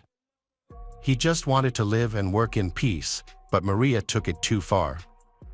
In 2009, Frank tried to stay positive and eventually met a woman named Julie. However, Maria soon learned about his new relationship. According to Maria, she didn't care that Frank was dating Julie, but what bothered her was that Frank gave Julie access to the children. However, Frank thought that Maria was extremely jealous, and that was the cause of all the trouble. Maria then became very angry. In February 2009, she sent a voice message to Julie, warning her not to go near the children. However, the situation worsened when Maria's father was released from prison after serving 5 years for fraud. His reputation was already bad, and for Frank, this meant more trouble, as he knew Maria's father had a fierce temper. Many believed that Maria had inherited her fierce personality from her father. As Frank became pensive and anxious, his colleagues noticed it too. The first incident that happened after Maria's father Anthony was released was a robbery at Frank's office. Important documents that could affect Frank's divorce were stolen. The next day, Maria called Frank and hinted that she had found something interesting. Frank understood that she was referring to the stolen documents and advised her to return them. At the same time, he also reported the incident to the police. However, it was unsuccessful in proving that someone was involved in the incident. The detectives did not find any traces of the perpetrator. However, everyone suspected that Maria and her father were involved in the crime. The police also considered Maria a suspect. In the end, the investigation of the case was stopped. However, thanks to the intervention of the police, Maria returned the stolen documents to the owner. It is likely that these documents did not contain any important information that could be used in court. The situation between Frank and Maria continued to escalate. Frank's patience was at its limit after Maria repeatedly threatened him on social media. This was because Frank's children were still in contact with his new partner, Julie. Julie, on the other hand, remained calm and balanced, enjoying her time with Frank and his children. She tried not to interfere in Frank and Maria's complicated relationship. However, Frank was extremely angry that Maria had neglected her parental responsibilities. The arguments between the two continued until 2010. At that point, Frank sought the intervention of law enforcement. He asked the police to evaluate Maria's behavior. Despite the threats, Maria insisted that it was just her way of communicating and that she meant nothing reprehensible. Again, Maria's guilt could not be proven because her warnings were vague. In January 2010, a fire brought negativity to Frank. In a strange coincidence, before a romantic trip to the Caribbean islands that he had planned, a fire broke out at Frank's mother's house the night before the trip. Fortunately, no one was injured, but all the property was destroyed by fire and smoke. During this fire, witnesses reported seeing a car driven by Maria, accompanied by neighbors and friends, visiting the house at that time. Maria smiled and watched the fire before leaving. After the fire department put out the fire, a dog owned by one of Frank's children was found dead in the fire. Maria's actions crossed the line, forcing the police to investigate the incident. Unfortunately, there was no clear evidence of arson at the time, and the fire was ruled an accident. Maria then sent Frank a frantic text message, gloating about how karma had caught up with him and how her life had been ruined. She hinted that Frank could face more consequences in the future. Maria also began sending similar messages to Julie, Frank's new partner. When the police failed to act, Maria's aggression escalated. She became so dangerous that she openly threatened Frank and Julie. A few months later, a fire broke out at Julie's house. This time, the situation could have been much worse. Julie was home when the fire broke out, but she was lucky to escape by jumping off the porch. Although she was uninjured, her house was severely damaged and uninhabitable. As a result, Frank invited Julie to move in with him. Frank and Julie feared that this would only make Maria angrier, but they had no other choice. The police are investigating the exact cause of the fire. A similar situation in the past suggests that the fire may have been intentionally set by an individual. Frank and Julie live in a different district than the burned street. So they hope that the police will conduct a fair and impartial investigation. However, once again, there is not much they can do due to the lack of concrete evidence. However, the investigators did not give up. Julie hired private investigators to join the investigation, which pushed the inquiry in a new direction. During the inspection, 2 flares were found on the lawn. One was broken and lying nearby.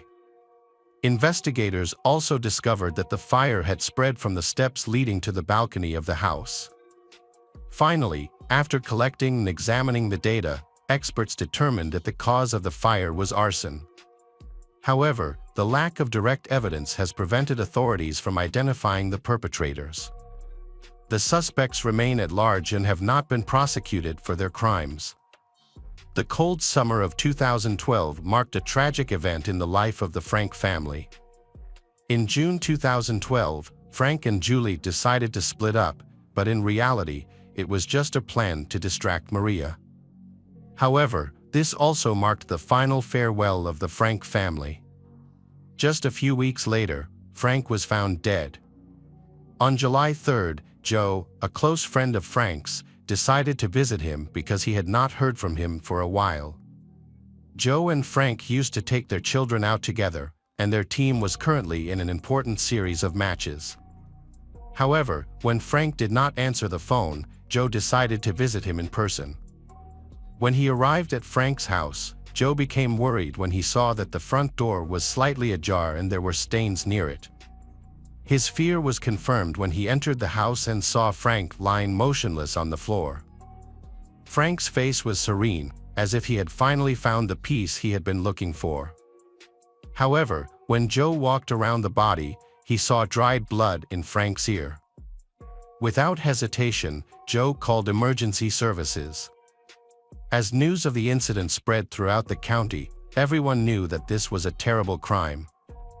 However, the detectives had to take matters into their own hands to find out who was behind this murder. Investigators discovered many important signs at the crime scene. They found large pools of blood and drag marks on the floor, along with a clear shoe print and bloody gloves in the kitchen. This physical evidence was sent for analysis. The investigation results showed that the bloody shoe print matched the size of the gloves that Maria's father, Anthony, often wore. Furthermore, Maria's DNA was found on the gloves. Since Maria had not lived with the family for over a year, the presence of her DNA on the gloves was unlikely to have happened by accident. All the evidence pointed to the involvement of Anthony and Maria in the case. Both were subsequently arrested. Autopsy results and ballistics analysis revealed that Frank had been shot with two different weapons. The first bullet was fired from a .30 caliber sniper rifle as he stood by the front door. Forensic experts found a sniper nest about 115 feet from the house. The bullet went through Frank's arm and chest, causing severe and fatal injuries. The attackers dragged Frank into the house, where they fired a final shot into his head with a .357 Magnum revolver. Frank was already dead at that point. This action was considered an act of revenge, suggesting that the shooter harbored a grudge against the victim. Police speculated that Anthony shot Frank with the rifle. There were also some important clues left behind. Frank's car and dog were missing from the house, implicating Anthony and Maria. A review of traffic cameras showed Frank's car driving away from the victim's house shortly after the crime. However, the driver could not be identified. The car was later found in Sunbury, Pennsylvania, 27 miles from Frank's house and 5 miles from Maria's residence. However, no fingerprints or other evidence were found inside the car. Frank's dog was found 2 days after the crime when it wandered into a wedding in Dauphin. Thanks to an electronic chip, attendees realized that the dog had an owner. The dog was later returned to Frank's mother. The fact that Frank had purchased the dog after the fire helped shed some light on the case. During the investigation, detectives discovered that the criminals had taken the dog as they were fleeing the scene. During the time Anthony was stopped, the dog was attracted to the smell of food nearby and escaped. It then wandered into a house where a wedding was being held, where it was found. This helped detectives prove that Anthony's phone was near the venue of the celebration on the day of the crime, even though he claimed to be at home in Harrisburg, 12 miles away. It is possible that Maria was the one who put the dog in the car, but this decision proved to be a mistake. During questioning, Anthony admitted that Frank had asked him for help several times and that he had visited Frank the day before Frank died. This would explain the traces found at the crime scene. However, Anthony could not explain the presence of the pool of blood. His testimony sounded disingenuous. Anthony also confessed that Frank had given him the car to use that same day, apparently to justify his fingerprints at the victim's house.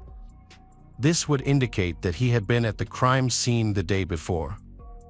Searches were conducted at Anthony and Maria's homes to find the murder weapon, but Anthony was a seasoned criminal and knew how to handle weapons. Therefore, neither the rifle nor the pistol was found. Maria also refused to admit her guilt. She assumed that the glove had been accidentally sent to her ex-husband's house, possibly because the children had moved it one day. Eventually, Anthony and Maria were released to go home. However, detectives continued to investigate and collect the evidence needed to solve the case. Meanwhile, Frank's friend Derek Reed tried to talk to Maria at a school football game. During the conversation, Maria confessed that the last thing her husband saw before he died was her face. This statement was strange and curious. The investigation into Frank's death received intense attention from the state attorney general. The Attorney General was furious with the indifference of the authorities to Frank's reports and statements. The police also faced numerous complaints of incompetence, and an internal investigation was inevitable. However, the police's negligence in their duties could not be proven. The reason was that much of the information provided by Frank, which the police believed lacked solid evidence, contributed to Frank's tragic death. The public and Frank's relatives were outraged that their petition had not yielded results. Meanwhile, investigators tried to prove the suspect's guilt not only in the crime but also in stalking and other crimes committed before. In 2013, a major interrogation was held. At the same time, Maria and Anthony continued to claim their innocence, denying all 12 charges against them.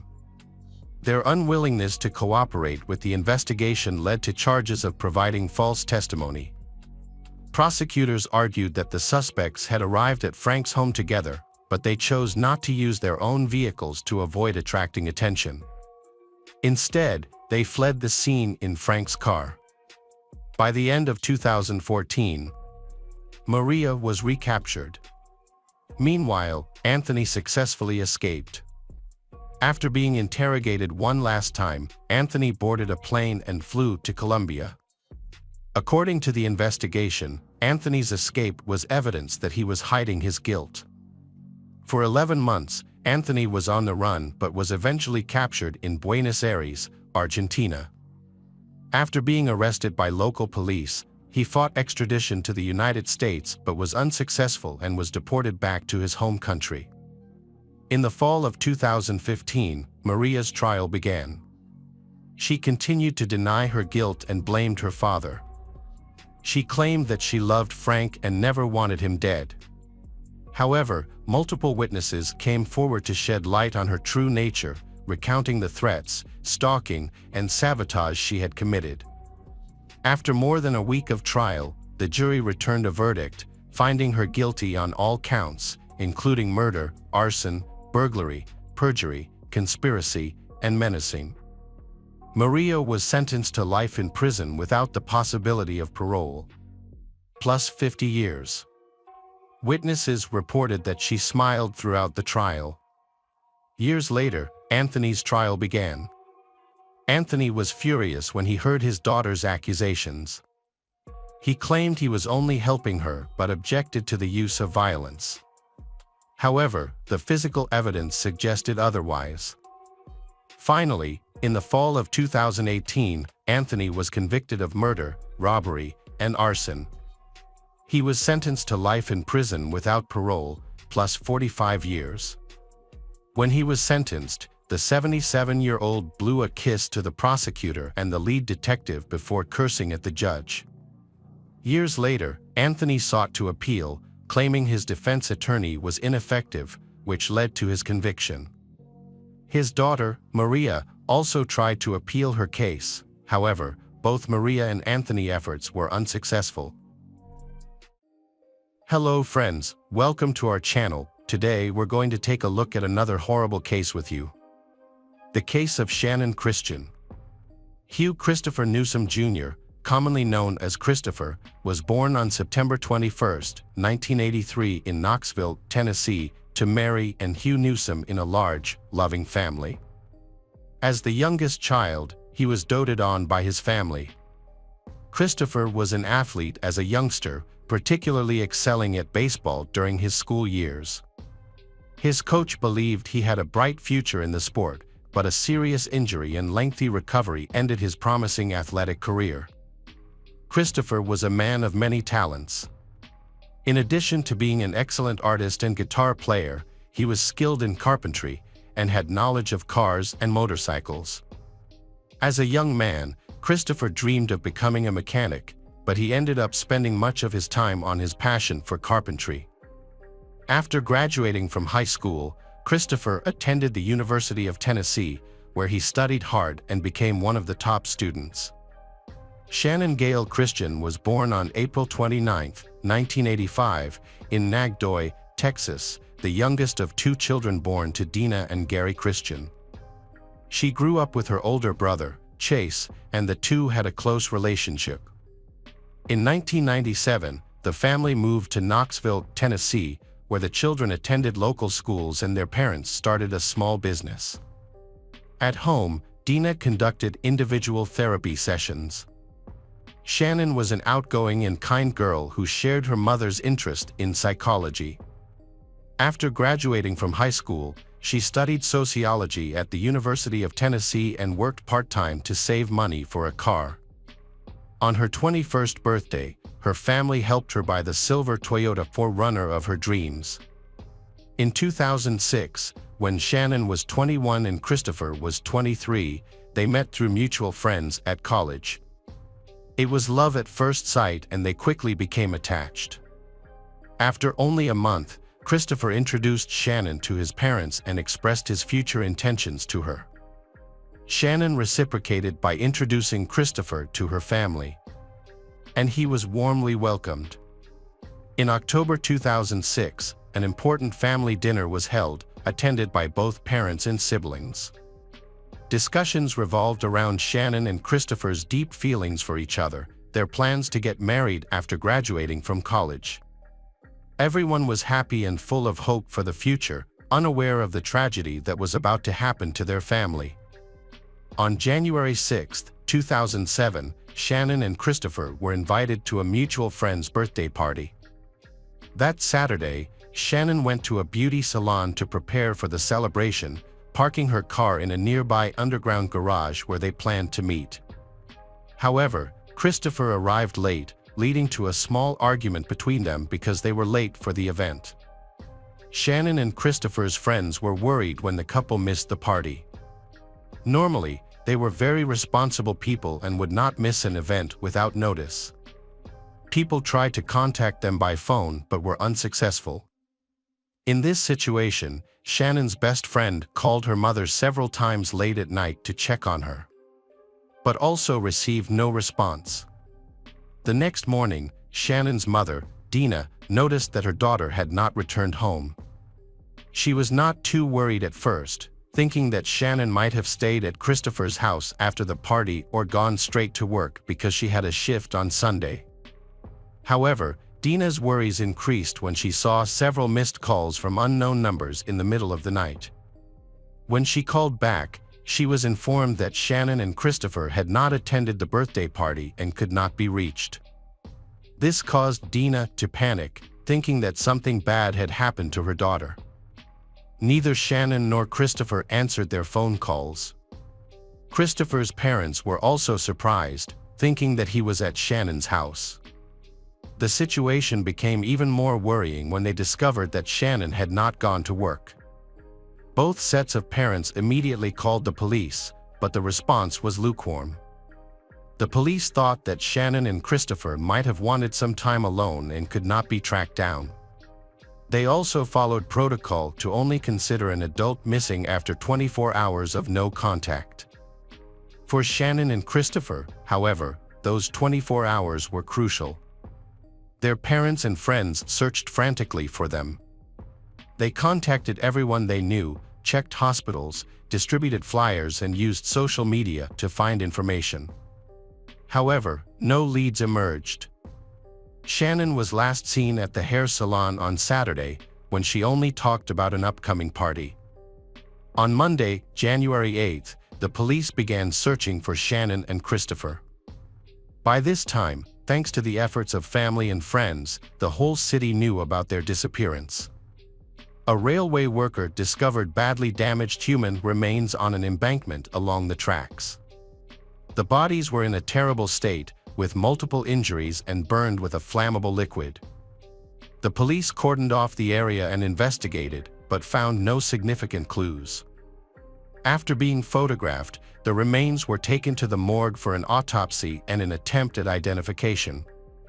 Although this would be difficult due to the extensive damage to the body, the autopsy revealed that the victim was a young man who had been brutally murdered.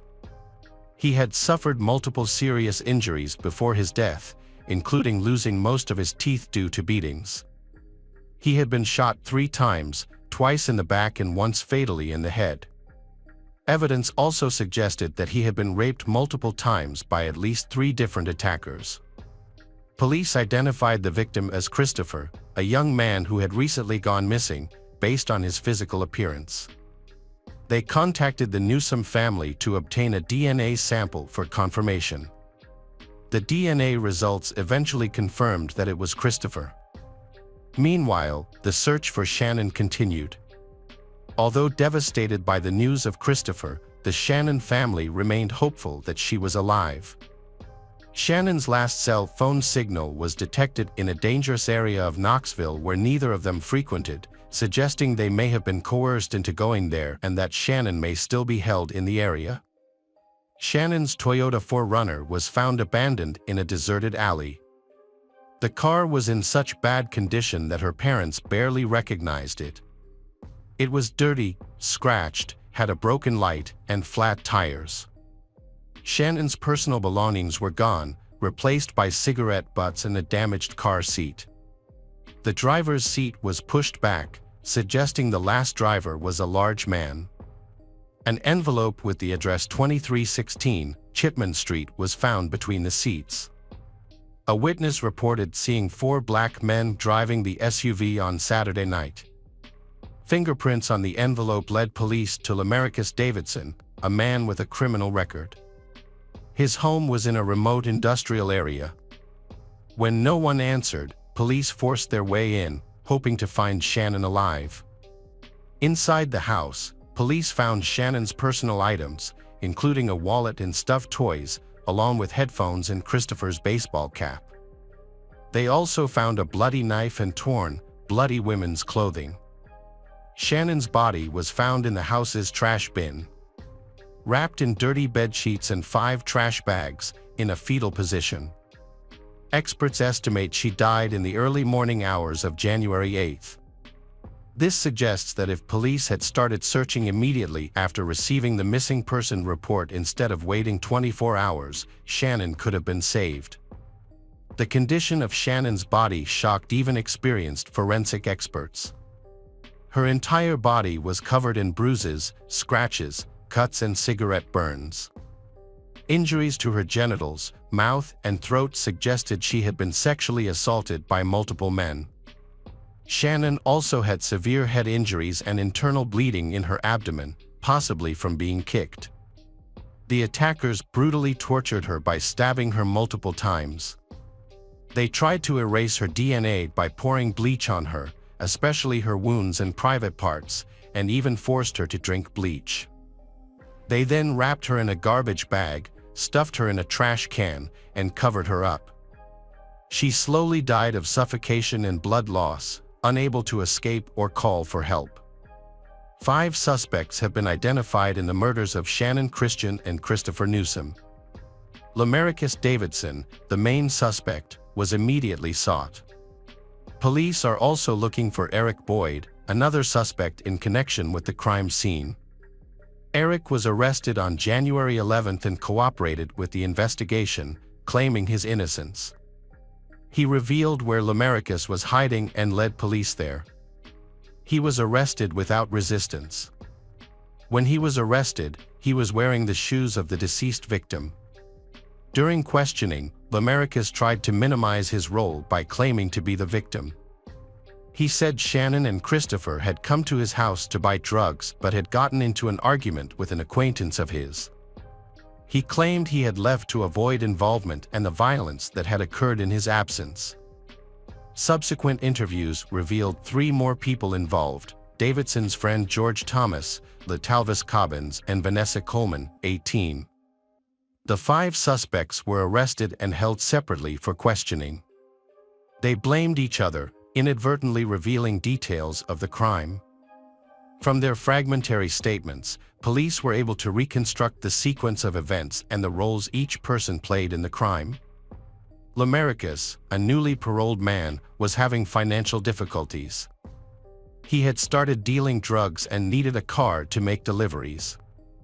He decided to steal a car from an underground parking lot without security cameras and went there with his accomplices. Unfortunately, Shannon and Christopher were in the parking lot at the time and were arguing.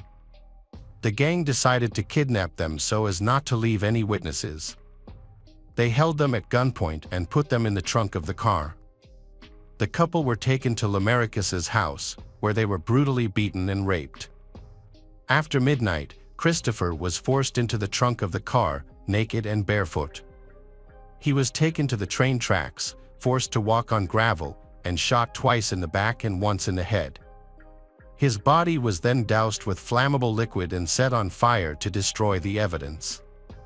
After attacking Christopher, the gang returned to the house, where Shannon was still tied up.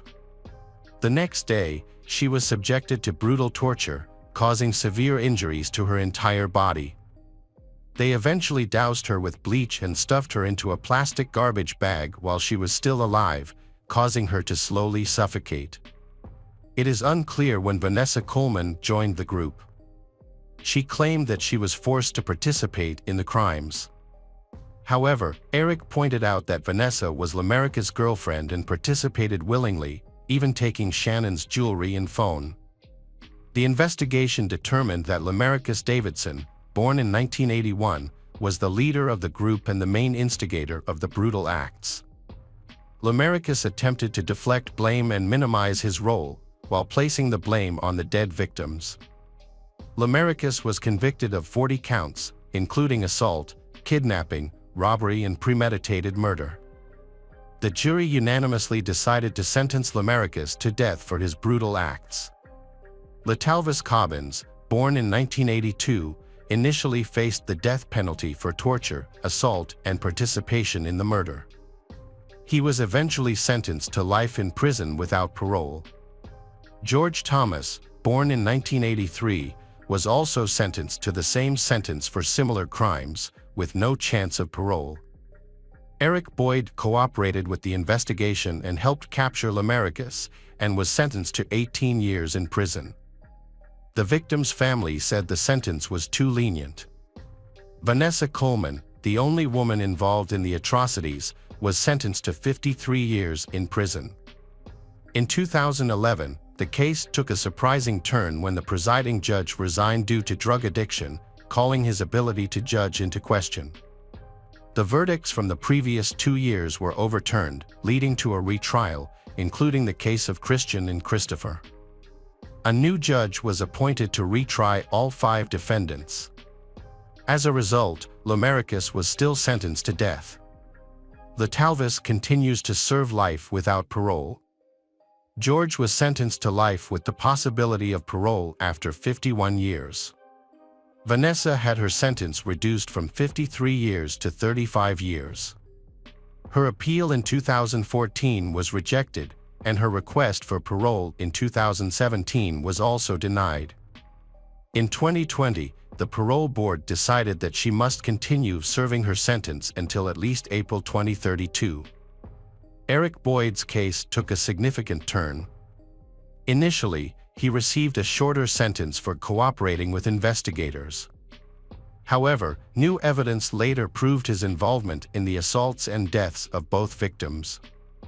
At his retrial, his accomplice George testified against him, revealing previously unknown details about Eric's role.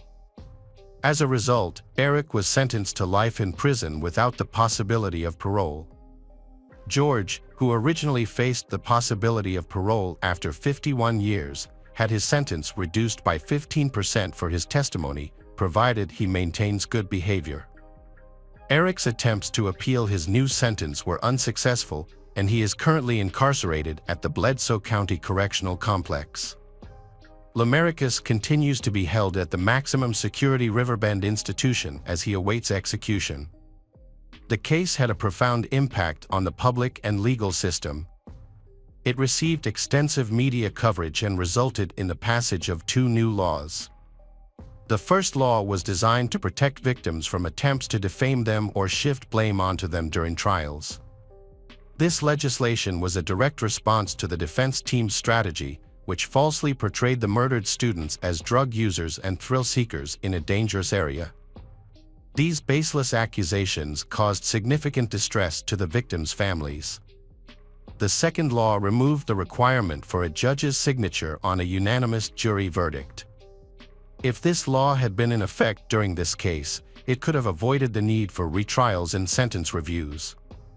The house at 2316 Chipman Street, where the young couple was tortured, was demolished in the fall of 2008. A memorial was built there to honor Shannon Christian and Christopher Newsom. In Christian's memory, a golf tournament and a charitable foundation were established to support violence victims. Similarly, a foundation in Newsom's name was created, hosting annual memorial baseball tournaments at Halls Park and offering a scholarship named after him, as he was a student and former baseball player. Initially, the media misrepresented details of the case, whether accidentally or intentionally, despite the public outcry and widespread attention. Many people believe that differences in reporting and delays in coverage were racially motivated because the victims were white and the perpetrators were African American. However, the head of the Association of Criminal Writers and Editors remarked, "I can't confidently say that this case would have gotten more attention if 5 white criminals had been accused of similar crimes against 2 black individuals." Moreover, the Knoxville police chief confirmed that there was no evidence suggesting that these crimes were racially motivated. Hello, crime enthusiasts, are you ready for another chilling investigation? The case of Jimie. In December 2002, Tahan and Jimie Krishnan, a newlywed couple, started their life together. Tahan and Jimie's marriage was arranged, but the couple was very happy and were building a life together in their apartment. Tahan, a physical education teacher at a local school and a volleyball coach, his wife, Jimie, worked at a bank. Whenever Tahan went to watch volleyball, he would remind his wife, Jimie, that due to the unsafe burglary situation in the area, Jimie should go to her father's house instead of staying alone in their apartment. Jimie's father lived nearby, so she would go to her father's house whenever Tahan went to watch volleyball. On February 5, 2003, Jimie visited her father's house for the last time. Before leaving, she said that she needed money to fill up her car's gas tank. Jimie's father was surprised and asked if Tahan was taking good care of her. Jimie appeared angry and dismissed her father's concerns, saying, "Dad, there's no such thing." Her short reply made her father feel uncomfortable, thinking that it might just be a minor disagreement between the couple. On February 14, 2003, at 7:30 p.m., Jimie had a phone conversation with her sister that lasted about 15 minutes. 2 hours later, at about 9:30 p.m., Tahan contacted Jimie's father, informing him to come to the hospital immediately because Jimie's condition was critical. Family members rushed to the hospital and found that Jimie had passed away. Tahan was deeply moved and cried loudly. Jimie's cause of death was determined to be strangulation with a scarf. When the police arrived at the scene, Tahan reported that their house had been broken into, jewelry and money had been stolen, and belongings had been thrown around. Initially, the police suspected that the thieves might have killed Jimie when she discovered them. Tahan's emotional state was so shocked that he couldn't stop crying. His pain was too great, and as a result, his condition worsened. He was so distraught that he couldn't even attend Jimie's funeral. Due to his deteriorating condition, Tahan was hospitalized, where his family provided him with emotional support. Meanwhile, the police were working to identify potential suspects by compiling a list of known thieves in the area. On February 16, 2003, 2 days after Jimie's death, Tahan's brother contacted the police, informing them that Tahan had escaped from the hospital. The police were shocked to find that Tahan had escaped from the hospital. Initially, they had assumed that Tahan was completely innocent due to his poor condition, so the police did not assign anyone to closely monitor Tahan while he was in the hospital. However, Tahan's sudden disappearance aroused the police's suspicions. Jimie's family began questioning the police, demanding to know why they had let their guard down and allowed Tahan to escape. As the case attracted widespread media attention, the pressure on the police increased. They immediately launched a thorough search for Tahan. Meanwhile, Tahan's family was also brought in for questioning by the police, but they were released after a few days. Tahan lived with Jimie in an apartment, while the rest of his family lived elsewhere. A massive search operation was launched across the city to find Tahan. The police set up roadblocks at several locations. Despite these efforts, Tahan remained undetected. Pressure from Jimie's family on the police led to the announcement of a large reward for anyone providing information on Tahan's whereabouts. However, even this lucrative offer failed to yield any leads. Police searches were ultimately unsuccessful. It was later revealed that Tahan had been mistreating Jimie since their marriage, motivated by his extramarital affair with another woman. The police eventually tracked down the girl Tahan had been involved with. She told them that on February 16, Tahan had called her and asked her to marry him. However, she had already learned about Jimie's death by then. As a result, she rejected Tahan's proposal outright, telling him she couldn't marry someone suspected of murder. After that, Tahan and the girl lost contact. Nearly 6 years passed without any update on Tahan from the police. The police kept a close watch on Tahan's family, thinking that he might contact or return home. However, Tahan did not see or contact his family during this time. The police discovered that exactly 6 years after the incident, Tahan had visited his parents in another state, but only briefly, as his father had passed away just a day later. Although the police expected Tahan to return for his father's funeral, Tahan did not return. In 2016, a new officer joined the department and reviewed the case file, asking for an update. The police informed him of the current situation, that Tahan's father had passed away, his mother was ill and living in Madhya Pradesh, and his brother lived in Ahmedabad, but there was still no information about Tahan's whereabouts. The police conducted another investigation by discreetly monitoring the area around Tahan's mother's house, looking for any young men who might visit her. Unfortunately, no leads were found. The police then decided to question the girl who had a relationship with Tahan. She reported that she had not had any contact with Tahan since the incident. However, some of her friends had recently mentioned to her that they thought they saw someone who looked like Tahan at a mall in Delhi. The police formed a team to investigate this new information and visited the mall in Delhi. They checked the footage from all the surveillance cameras, but could not find any evidence of Tahan. After receiving multiple reports of sightings of Tahan in various states, the police became increasingly convinced that he was still alive. They therefore launched a thorough investigation by analyzing around 4,000 mobile phone numbers linked to Tahan's family and friends, hoping to uncover a vital clue. Although their search did not yield any significant breakthroughs, the police were determined to find Tahan. They kept a close watch on his mother's phone, scrutinizing her calls to identify her contacts.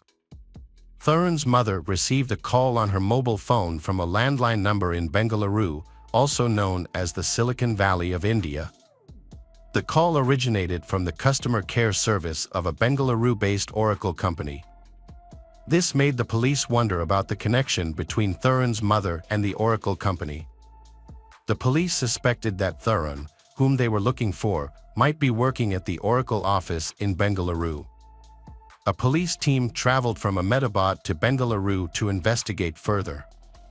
On October 22, 2018, police visited the Oracle office and met the HR department, but police did not disclose the real purpose of their visit. Instead, they informed the HR department that police needed a list of all employees for law and order purposes. The HR department cooperated and provided the police with a complete list of all Oracle employees. In order to avoid being detected by Tahan, the police had to be extremely careful in their approach, as they knew that Tahan would likely escape if he realized that the police were following him. The problem was, Tahan's name was not on the list that Oracle had provided to the police. This made them worry that their efforts might be in vain. However, one name on the list stood out, Parvin Batelli. When the police recalled that Tahan's mother often spoke to Parvin and his wife, Nisha, this connection piqued the police's interest, and they decided to gather more information about Parvin and Nisha in the hope of finding clues about Tahan. The police found it suspicious that Parvin and Nisha were not active on social media, as this is a rare phenomenon in today's digital age, when most people actively share their lives on social media. The police learned that Thurin's mother frequently talked to Parvin Batelli.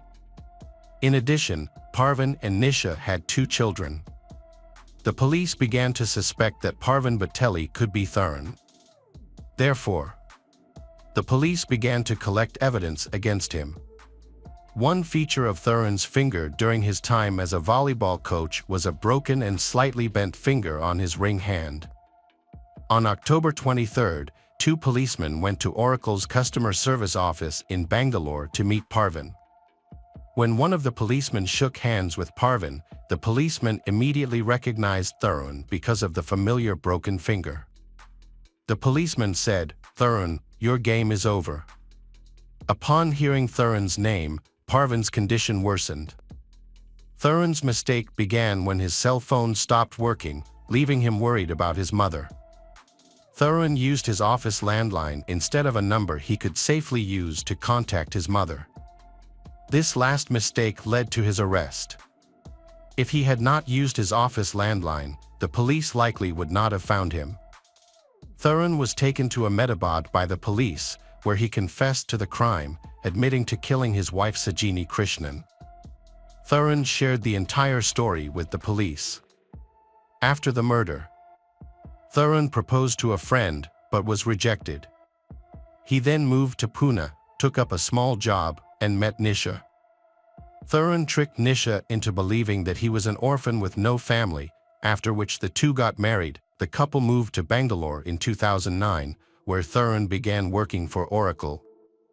After years of investigation and manhunt, Thurin Jinaraj was finally recaptured in 2019. In March 2021, he was sentenced to life in prison for attempted murder. Again, true crime fans, we've got another mysterious case to explore. The case of Anupama Gulati. Anupama, who lives with her husband and 2 children, was born and raised in Dehradun, but her parents and brother were often worried because they could not reach her on the phone. Since her family used to call her frequently, this loss of contact worried her family. Anupama's brother, Sujan Pradhan, decided to call Anupama's husband, Rajesh Gulati, whom she had been married to since 1999, to ask about his sister. However, every time Sujan Pradhan called, Rajesh would say that Anupama was either busy or had gone on a business trip. This went on for about 2 weeks. During this time, Anupama contacted her brother via email, informing him that she was completely fine and very happy with her husband and 2 children. This reassured her family. However, when they continued to be unable to reach Anupama on the phone, her parents asked Sujan Pradhan to go to Dehradun and meet Anupama. On December 12, 2010, when Sujan Pradhan went to Rajesh's house, Rajesh greeted him unfriendly and said that Anupama was elsewhere and he could not meet her right away. On the other hand, Sujan Pradhan tried to break into Rajesh's house, leading to heated arguments between the 2. However, Rajesh did not allow Sujan to enter the house. When Sujan asked Rajesh about Anupama, Rajesh did not provide a satisfactory answer. Sujan decided to go to the nearby police station and filed a missing report for his younger sister, Anupama Gulati. In the report, he also said that he was trying to enter the house but was prevented by Rajesh. The police found the case suspicious and went to Rajesh Gulati's house. When Rajesh saw the police with Sujan, Rajesh tried to remain calm. The police asked Rajesh about Anupama, but Rajesh did not answer directly and tried to distract them. However, the police soon discovered Rajesh's cunning and decided to conduct a full search of the house. During the search, the police noticed a closed room. When the room was opened, there was nothing unusual except a large freezer. The police found the presence of a freezer very strange because such appliances are commonly used in large shops and restaurants. The police wondered why Rajesh would buy such a large freezer for his small family, but he just kept quiet. The police decided to open the freezer to investigate and found many small black bags inside. When they opened one bag, they discovered pieces of meat and then took out some more envelopes. The surprise came when they found a human skull in one of these envelopes. Rajesh Gulati then confessed to the police that the pieces were the body of his wife, Anupama. He broke down in tears and narrated the story. After his confession, the police arrested Rajesh and took him to a local court. There, he was remanded in custody for 5 days. During further investigation, the police discovered a surprising piece of information. Rajesh explained that he had met Anupama at Delhi University, where they both studied and got to know each other. They soon developed feelings for each other and started falling in love. Initially, they kept their relationship a secret from their families, but later decided to go public and asked for permission to get married. Both families agreed and they had a grand wedding in 1999. After marriage, Rajesh's career grew rapidly, and he found a job in a large company in the US.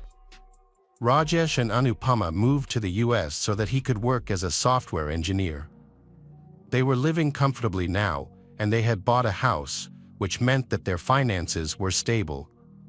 However, after a few months, Anupama started feeling lonely because Rajesh often went to work every day and she had to stay home alone.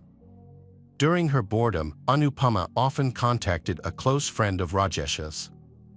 Later, Rajesh found out that Anupama had become close friends with a close friend of his. Rajesh felt uncomfortable knowing that Anupama and his friend were talking on the phone frequently. This caused many arguments between them. Rajesh asked Anupama many times to stay away from his friend, but she did not listen. This made the situation worse in their home. However, in 2006, Anupama gave birth to twins, and the birth of a daughter and a son brought happiness and harmony to the family. While living in the US, Rajesh and Anupama enjoyed a fairly comfortable life. However, that was completely disrupted in 2007 and 2008 when the US fell into an economic recession, leaving many unemployed. Rajesh, after trying to keep his job for a while, also fell into unemployment.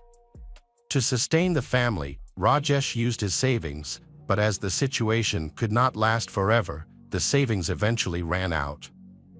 At that time, Rajesh had no choice but to sell his house in the US.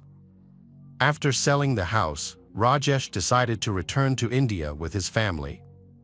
However, Anupama continued to keep in touch with Rajesh's friends over the phone, and this caused a major argument that led to a conflict between Rajesh and Anupama. The arguments escalated and the couple took the matter to the family court. The court eventually decided that Rajesh would provide Anupama with 20,000 rupees per month to meet their expenses. Thereafter, Rajesh and Anupama lived together in a rented flat for a few months in a place called Governor. After some struggle, Rajesh got a job in a big company in Kolkata, about 990 miles away from his home. For the sake of his job, Rajesh had to leave his wife and 2 children and start a new life in Kolkata. In Kolkata, around 2009, Rajesh met a married woman who was suffering from an unhappy marriage. Her husband was not good and often abused her. When Rajesh heard the story of this woman, he felt sympathy for her and gradually, the two became close friends. Gradually, their friendship developed into love. After some time, they decided to marry each other secretly at a temple in Kolkata, without informing any of their family or friends. Rajesh returned to his normal routine after his second marriage. He maintained regular contact with his first wife, Anupama, went to work daily, and kept his second marriage a secret from everyone. However, Anupama noticed changes in Rajesh's behavior and suspected that he was involved with another woman in Kolkata. But she was unaware that Rajesh had actually remarried. The couple continued to argue over this issue and their relationship became so strained that Anupama started thinking about divorce. However, Rajesh successfully convinced Anupama and they did not go through with the divorce. But when Rajesh failed to pay Anupama, the court ordered maintenance of 20,000 rupees. These financial disputes finally reached a boiling point on October 17, 2010, when Rajesh and Anupama had a huge argument. Rajesh becomes enraged and violently pushes his wife, Anupama, causing her head to hit the corner of the bed. As a result, she starts bleeding profusely. Initially, Rajesh is shocked, but moments later, he lifts a pillow from the bed and uses it to smother Anupama. However, unbeknownst to Rajesh, Anupama is already deceased. Rajesh then frantically searches for a place to hide his wife's body, aware that his children will soon return home from school. With time of the essence, he moves Anupama's body to the second bathroom in the house and locks the door. As he tries to devise a plan to dispose of the body without arousing suspicion, his children arrive home from school and ask about their mother. Rajesh fabricates a story, telling them that their mother suddenly left for Delhi. Rajesh's children believe their mother, Anupama, had gone to visit their grandparents in Delhi. However, Rajesh had other plans. While the children were in school, he went to the market and purchased several items, including a deep freezer, an electric chainsaw, a stone cutter machine, and small black envelopes. When Rajesh brought these items home, he hid them in a separate room. When the children left for school the next day, Rajesh began the gruesome process of dismembering Anupama's body with an electric saw. He closed all the doors and windows to block out the noise. According to Rajesh's statement, Rajesh cut Anupama's body into 72 pieces. He then placed each piece into black bags and carefully stored the bags in the deep freezer to prevent the smell of the deceased from spreading. This process took Rajesh several days to complete. During this time, Rajesh continued to deceive Anupama's parents and brother by making excuses whenever they called, unaware of the horrific events unfolding at his residence. Rajesh took steps to cover up Anupama's disappearance by making excuses to their neighbors and telling their children that their mother had traveled to Delhi. He also had access to Anupama's email account, which allowed him to maintain communication with Sujan Pradhan, Anupama's brother, making it seem as though Anupama was still alive. Following the murder, Rajesh took the children on a weekend trip to Mussoorie in Uttarakhand. During the trip, he would collect 2 or 3 envelopes from the fridge containing pieces of Anupama's body and dispose of them in the forests or gorge along the way. This revelation shocked everyone, and the police began searching the areas where Rajesh claimed to have disposed of Anupama's remains. After an extensive search, the police found some black bags containing body parts in the surrounding forests and gorge. Based on this evidence, Rajesh Gulati was arrested and sent to jail.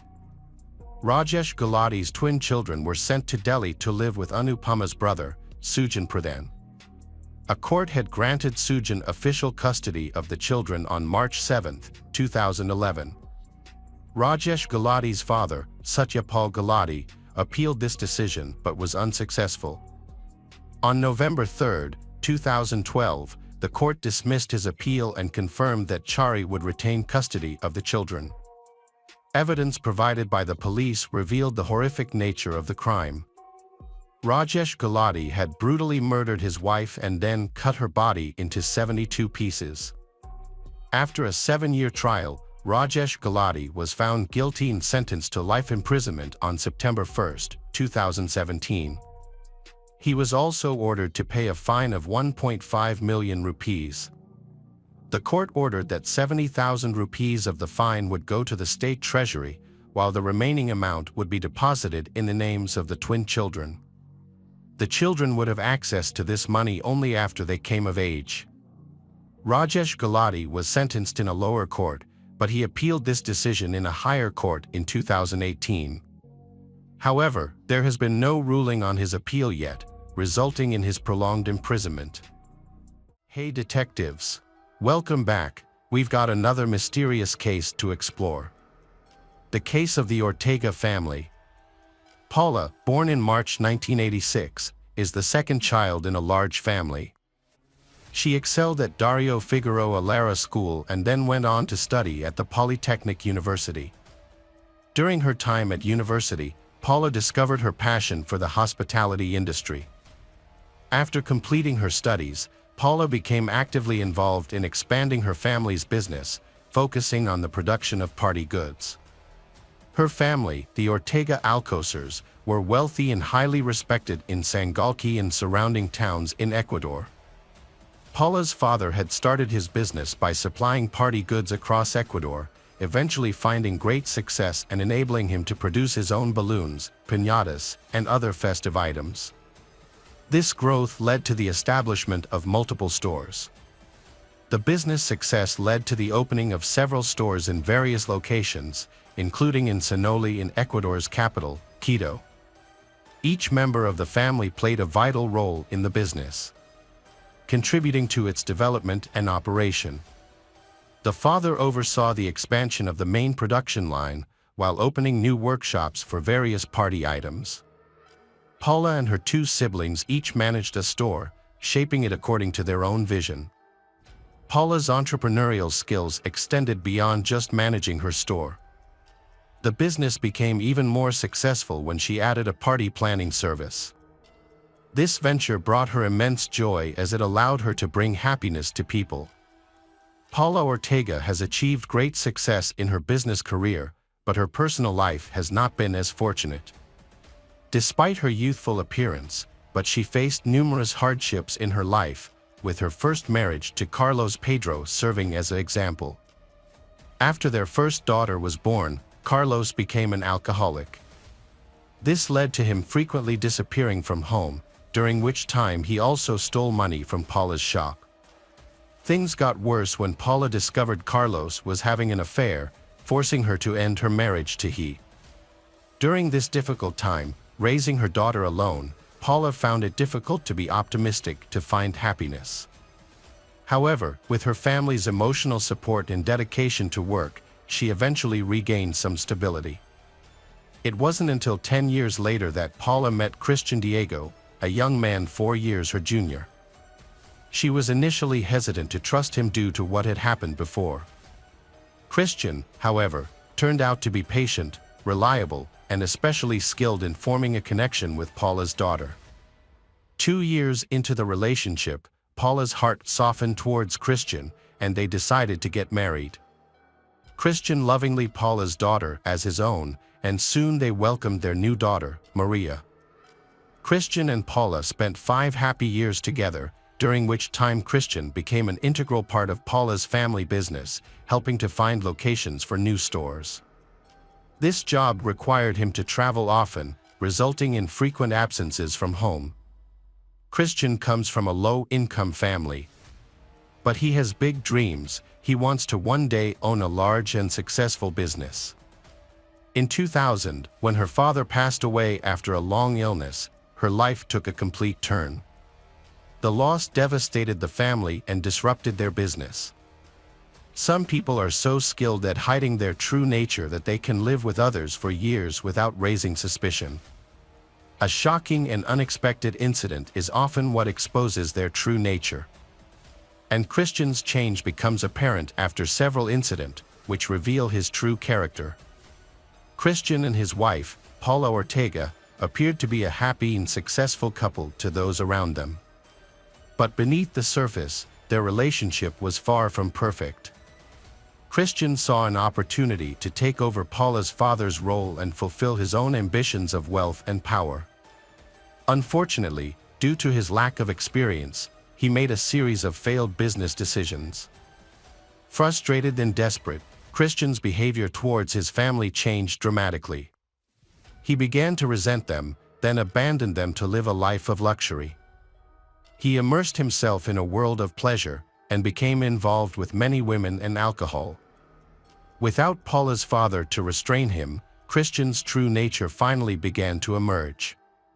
Paula refuses to repeat the mistakes of her previous miserable marriage, but her relationship with Christian only gets worse.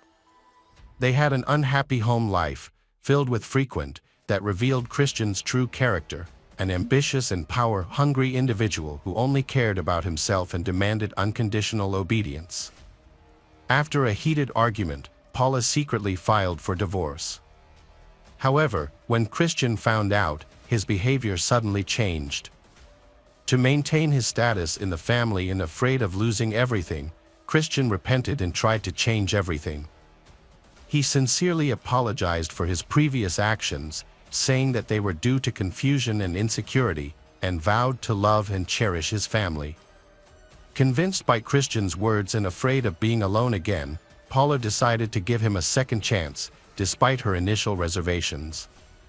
In an attempt to mend their relationship, Christian proposed a romantic dinner at home, which Paula agreed to. To prepare for the evening, Paula asked her parents to babysit her daughter. While getting ready, she still couldn't get rid of her mixed feelings. On the surface, she was very excited, but deep inside, she still longed for a happy, united family and durable family. The evening got off to a great start, with the living room decorated with festive garlands and the dining table lit by the warm glow of candles. Christian opened a bottle of white wine, and Paula served a hot meal. However, Christian's sudden announcement disrupted the peaceful atmosphere.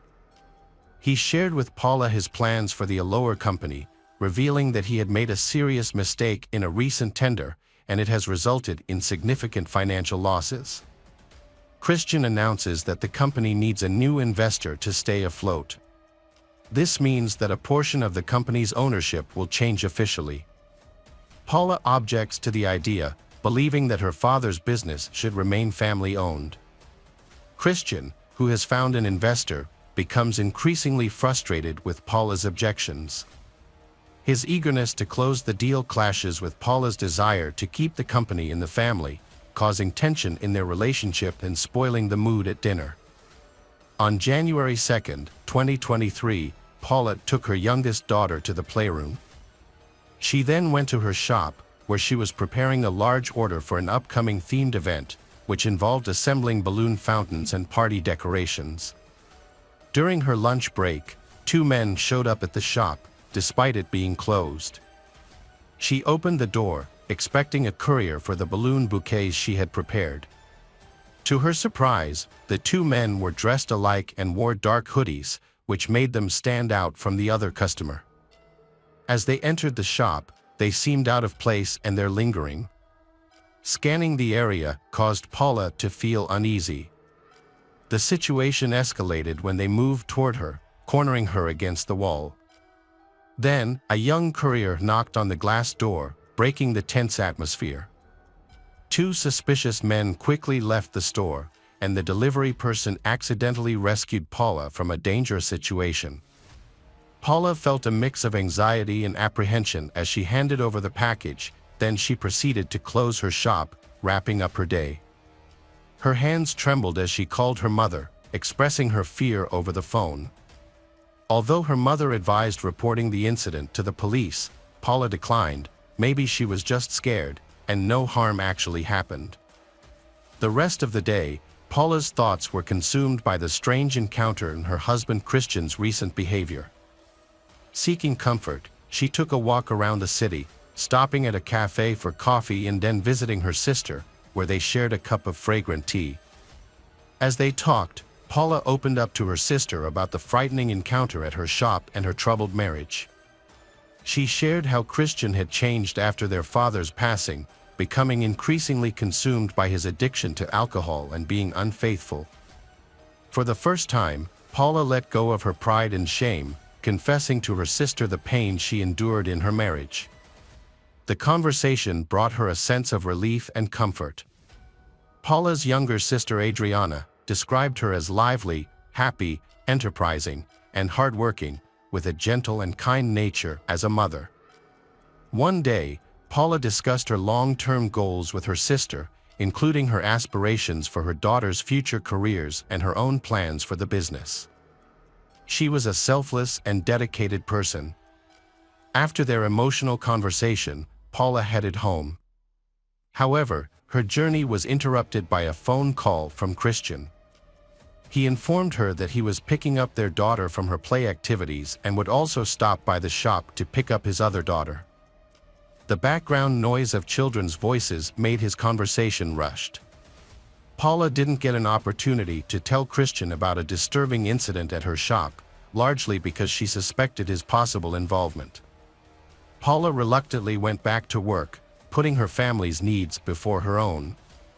Christian soon arrived alone, explaining that their daughter had opted to go home early, and he couldn't refuse her request. He told Paula that the girls were waiting for dinner at home and were looking forward to hamburgers. Then, Christian took Paula to the courtyard of a shopping center several blocks away, rather than a nearby fast food joint. After parking the car in a secluded area, he left Paula inside while he went to collect their order. As she relaxed in the passenger seat after a stressful day, Paula closed her eyes, unaware of the danger approaching. Two familiar figures soon appeared near the car, talking loudly and circling the vehicle. Paula recognized them as the unexpected visitors who had been to her shop.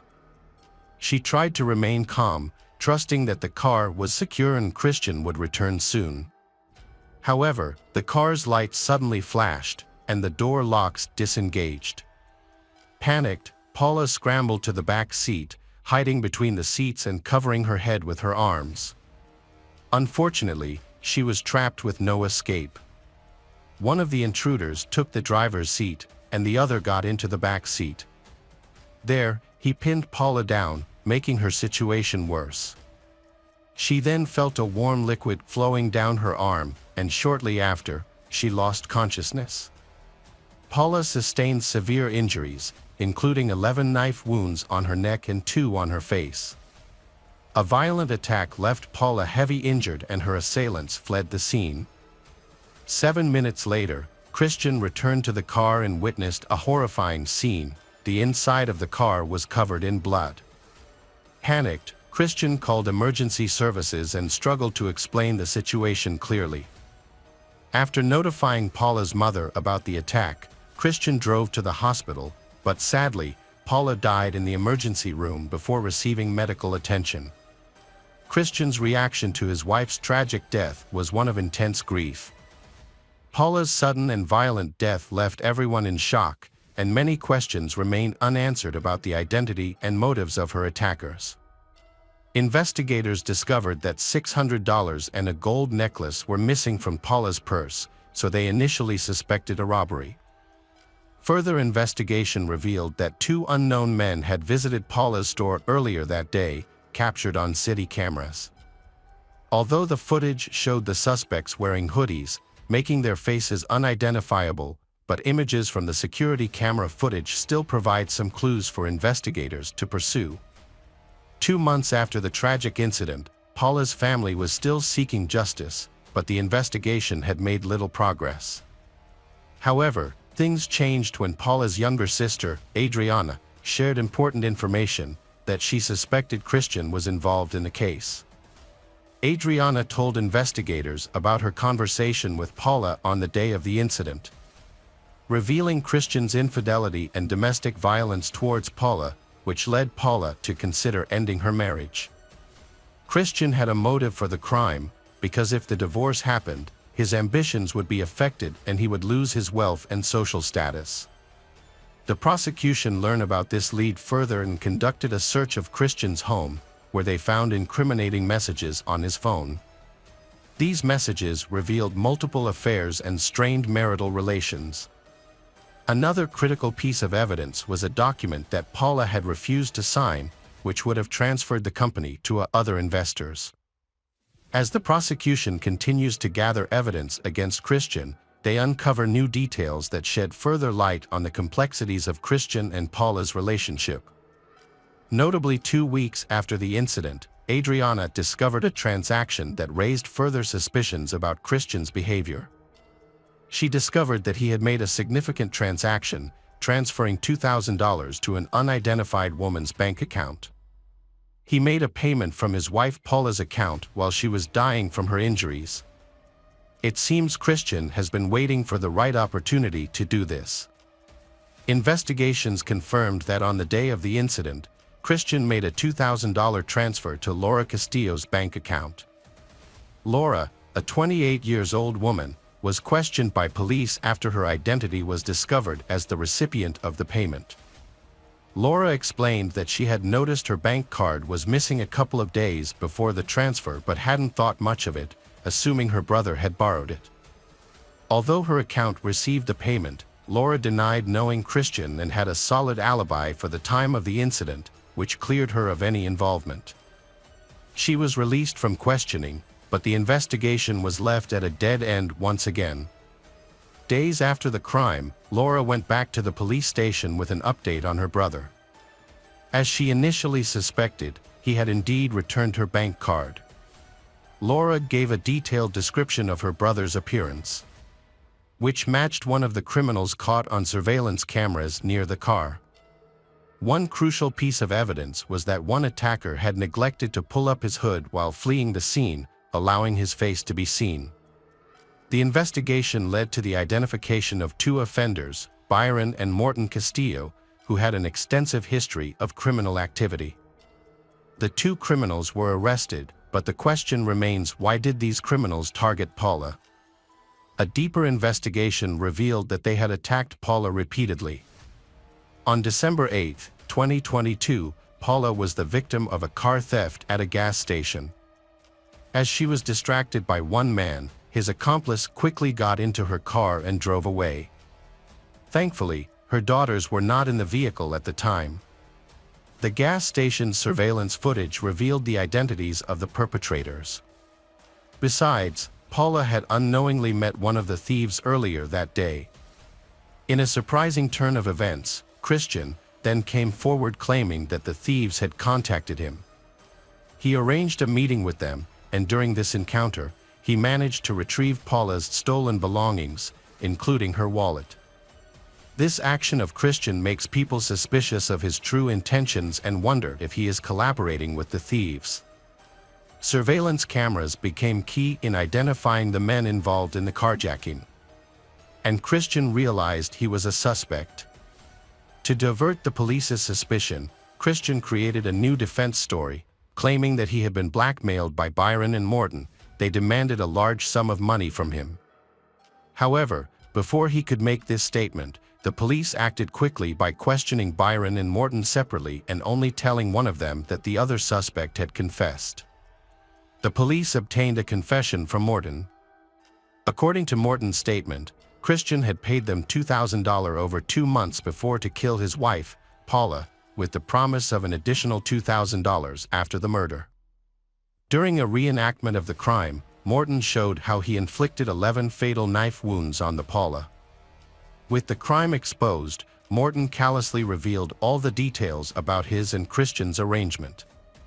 Morton exposed that the car theft and the attack on Paula's shop were also tactics used by Christian to intimidate her. Fortunately, Paula survived for a few hours longer than planned. On November 29, 2023, the three suspects, Christian, Byron, and Morton, appeared in court. The prosecution presented a detailed account of the incidents on the day of the murder, compiled from multiple sources. Surveillance camera footage from the area where Christian parked his car was analyzed using forensic techniques. The footage revealed a disturbing series of incidents. In the video, Christian is seen leaving his car and walking towards an elevator in a nearby shopping center. Soon after, Christian is seen remotely unlocking his car from a distance, allowing two accomplices, Byron and Morton, to enter the vehicle and attack Paula. The prosecutor's report highlighted Christian's unusual behavior after the attack. Surveillance videos showed him pacing back and forth, making phone calls, and even approaching and then retreating from the car. When he found his bleeding wife, he displayed no signs of shock or a sense of urgency to get her medical help. According to the videos, during the first 4 minutes after the attack, Christian's actions were calm and deliberate. He callously handled financial transactions, paying Byron and Morton for their role in the assault, while Paula lay bleeding in the car. At the time, she was still alive. Paula's family lawyers used this footage as evidence, urging the court to consider it as an aggravating factor in the crime. Christian dropped off Byron and Morton near Paula's store before the attack. However, these individuals arrived at the store earlier than expected, suggests that the original murder may have been planned for the store's closing time, when Paula was alone and eating lunch. The sequence of incidents presented in court during Christian's trial indicates that the crime was premeditated. Several hours before the 1:30 p.m. attack, prosecutor Marlon Calderon pointed out inconsistencies in the suspects' actions, highlighting the question of how they knew Paula would be at the store at that time, unless they had been following them. Furthermore, Christian's behavior was scrutinized as evidence of his involvement in the crime. Notably, he was observed not fully closing the car window and unlocking the doors near the store. Additionally, he was seen pacing back and forth multiple times before assisting his wife and making phone calls, rather than immediately seeking medical attention at a nearby clinic. These actions are central to the case against him, which accuses him of orchestrating the murder of his wife, Paula. Testimonies from 10 witnesses, including neighbors, friends, and acquaintances, revealed Christian's true motives and objectives. He tried to pressure Paula into transferring her shares in the company because he could not sign a legal contract, but his efforts were unsuccessful. Although Christian did not physically harm Paula, he inflicted severe psychological abuse on her, artfully concealing it under the guise of a perfect family life. The Prosecutor General's report stated that video evidence implicated Christian as the mastermind behind the crimes, leading to his isolation. This measure is not an arrest warrant but a precautionary step to curb his threat to society. After this incident, Christian was accused of orchestrating his wife's death. His defense team tried their best to defend that he was innocent. However, they were unsuccessful in refuting key evidence, including surveillance footage and falsified company transfer documents. The defense team then changed their strategy, attempting to depict Christian as suffering from a mental disorder. Multiple psychiatrists evaluated Christian, but ultimately, he was deemed competent to stand trial. With the gravity of the situation becoming increasingly clear, Christian's defense counsel advised him to flee the country. They asked if his passport was ready and suggested that he purchase a ticket to Panama for the next day. However, this plan to evade justice ultimately failed. Christian's search for Central American flight tickets initially raised suspicion with the authorities. Following this discovery, the prosecutor quickly ordered an 8-hour detention of Christian. This was succeeded by the presentation of charges and the disclosure of case details to a specialized domestic violence judge, preceding the trial. Christian was held in pre-trial detention as the alleged mastermind behind an extreme act of violence that left 2 young children without a mother and their family to grieve. The Paula Ortega family demands justice for this heinous crime, emphasizing the immense pain and suffering inflicted on their children and the devastating loss they endured. After the case was widely publicized, the jury delivered a guilty verdict, finding Christian and his 2 accomplices, Byron and Morton, committed a brutal, intentional and carefully planned crime. As the trio showed no remorse, Christian and Byron and Morton were ultimately sentenced to 26 years in prison. The municipal authorities of Ruminawi are deeply saddened by the loss of Paula. They expressed their heartfelt condolences to her family and friends. Paula was a highly respected businesswoman, a loving friend, mother, and wife who played a vital role in the development of the canton and bringing prosperity to those around her. Welcome back, mystery lovers. Today's case is going to keep you on the edge of your seat. The case of Kristen Rossum. Ralph and Constance Rossum were dedicated parents to their 3 children, prioritizing their kids' development and well-being above all else. Their children were educated from a young age, attended good schools, and they encouraging their children to explore their interests through a variety of extracurricular activities. However, their daughter Kristen struggled to cope with the pressure of living up to family expectations. Feeling overwhelmed and desperate to escape, Kristen began to rebel by lying, skipping school and finding ways to escape her temporary problems.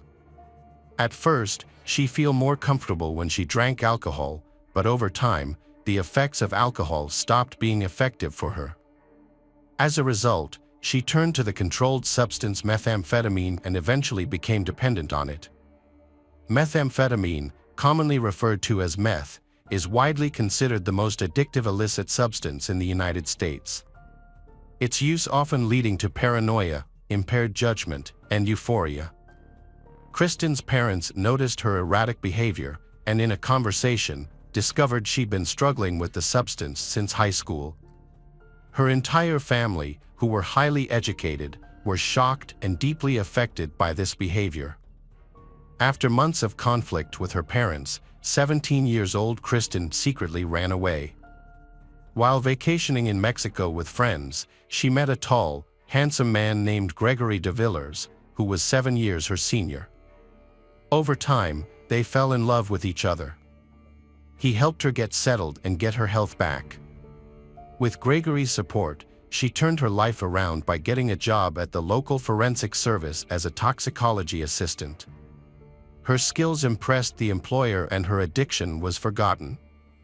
As a forensic assistant, Kristen graduated from college with honors. Her teachers and employers praised her and gave her the Best Student Award without knowing the reason why she loved her chosen profession.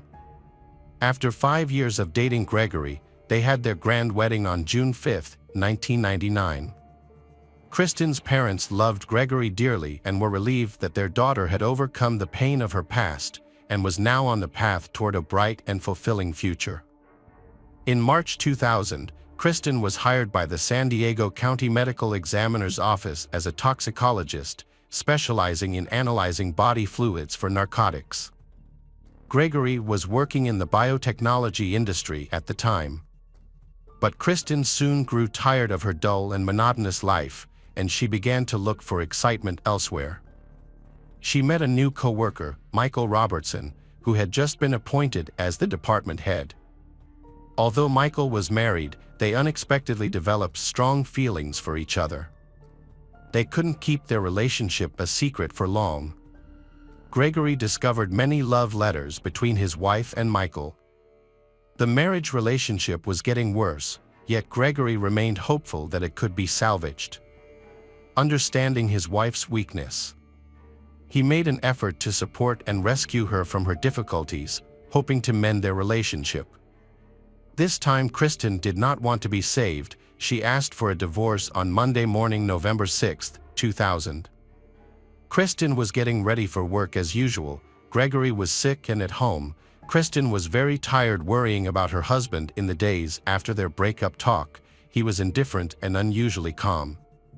Kristen informed Gregory's workplace that he was sick, and then she also visited her husband during her lunch break. Gregory fell asleep at 9:22 p.m.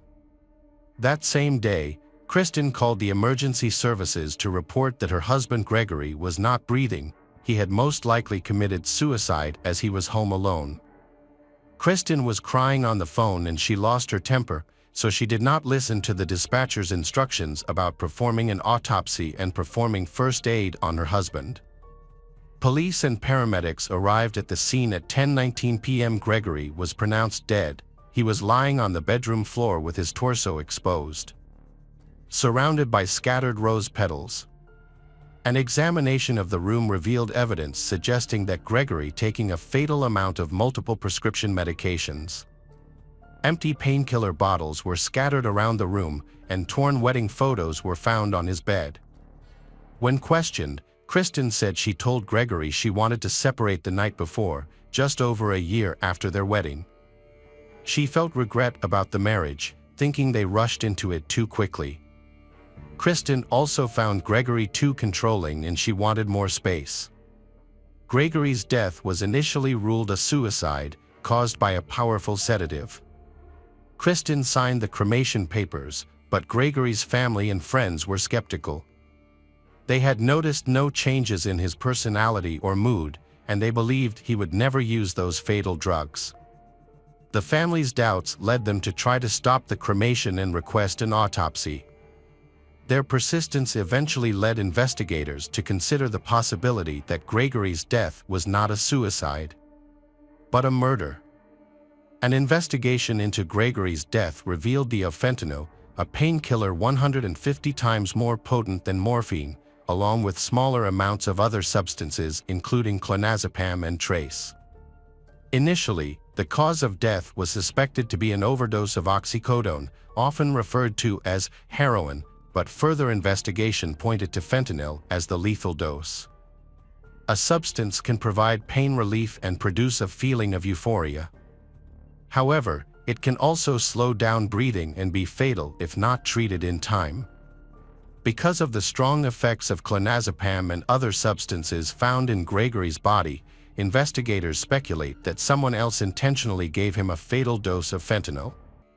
Kristen became the prime suspect due to her extensive knowledge and access to powerful prescription medications like fentanyl. During questioning, Kristen's disheveled appearance and history of substance abuse raised suspicions about her potential involvement in Gregory's death. Her own testimony revealed inconsistencies on the day her husband died. Initially, Kristen told medical staff that he was not taking any medications, but later changed her statement to suggest that he may have taken oxycodone at the hospital. The change in her story, combined with her knowledge and access to powerful prescription drugs, supported the argument that Kristen was involved in her husband's death. On November 8, the police received a call from Russ Lowe, a coworker of Kristen's. Russ revealed that Kristen was having an affair with her boss. Further investigation uncovered evidence of Kristen's relationship with her boss, Michael. This evidence consisted of affectionate emails and computer documents.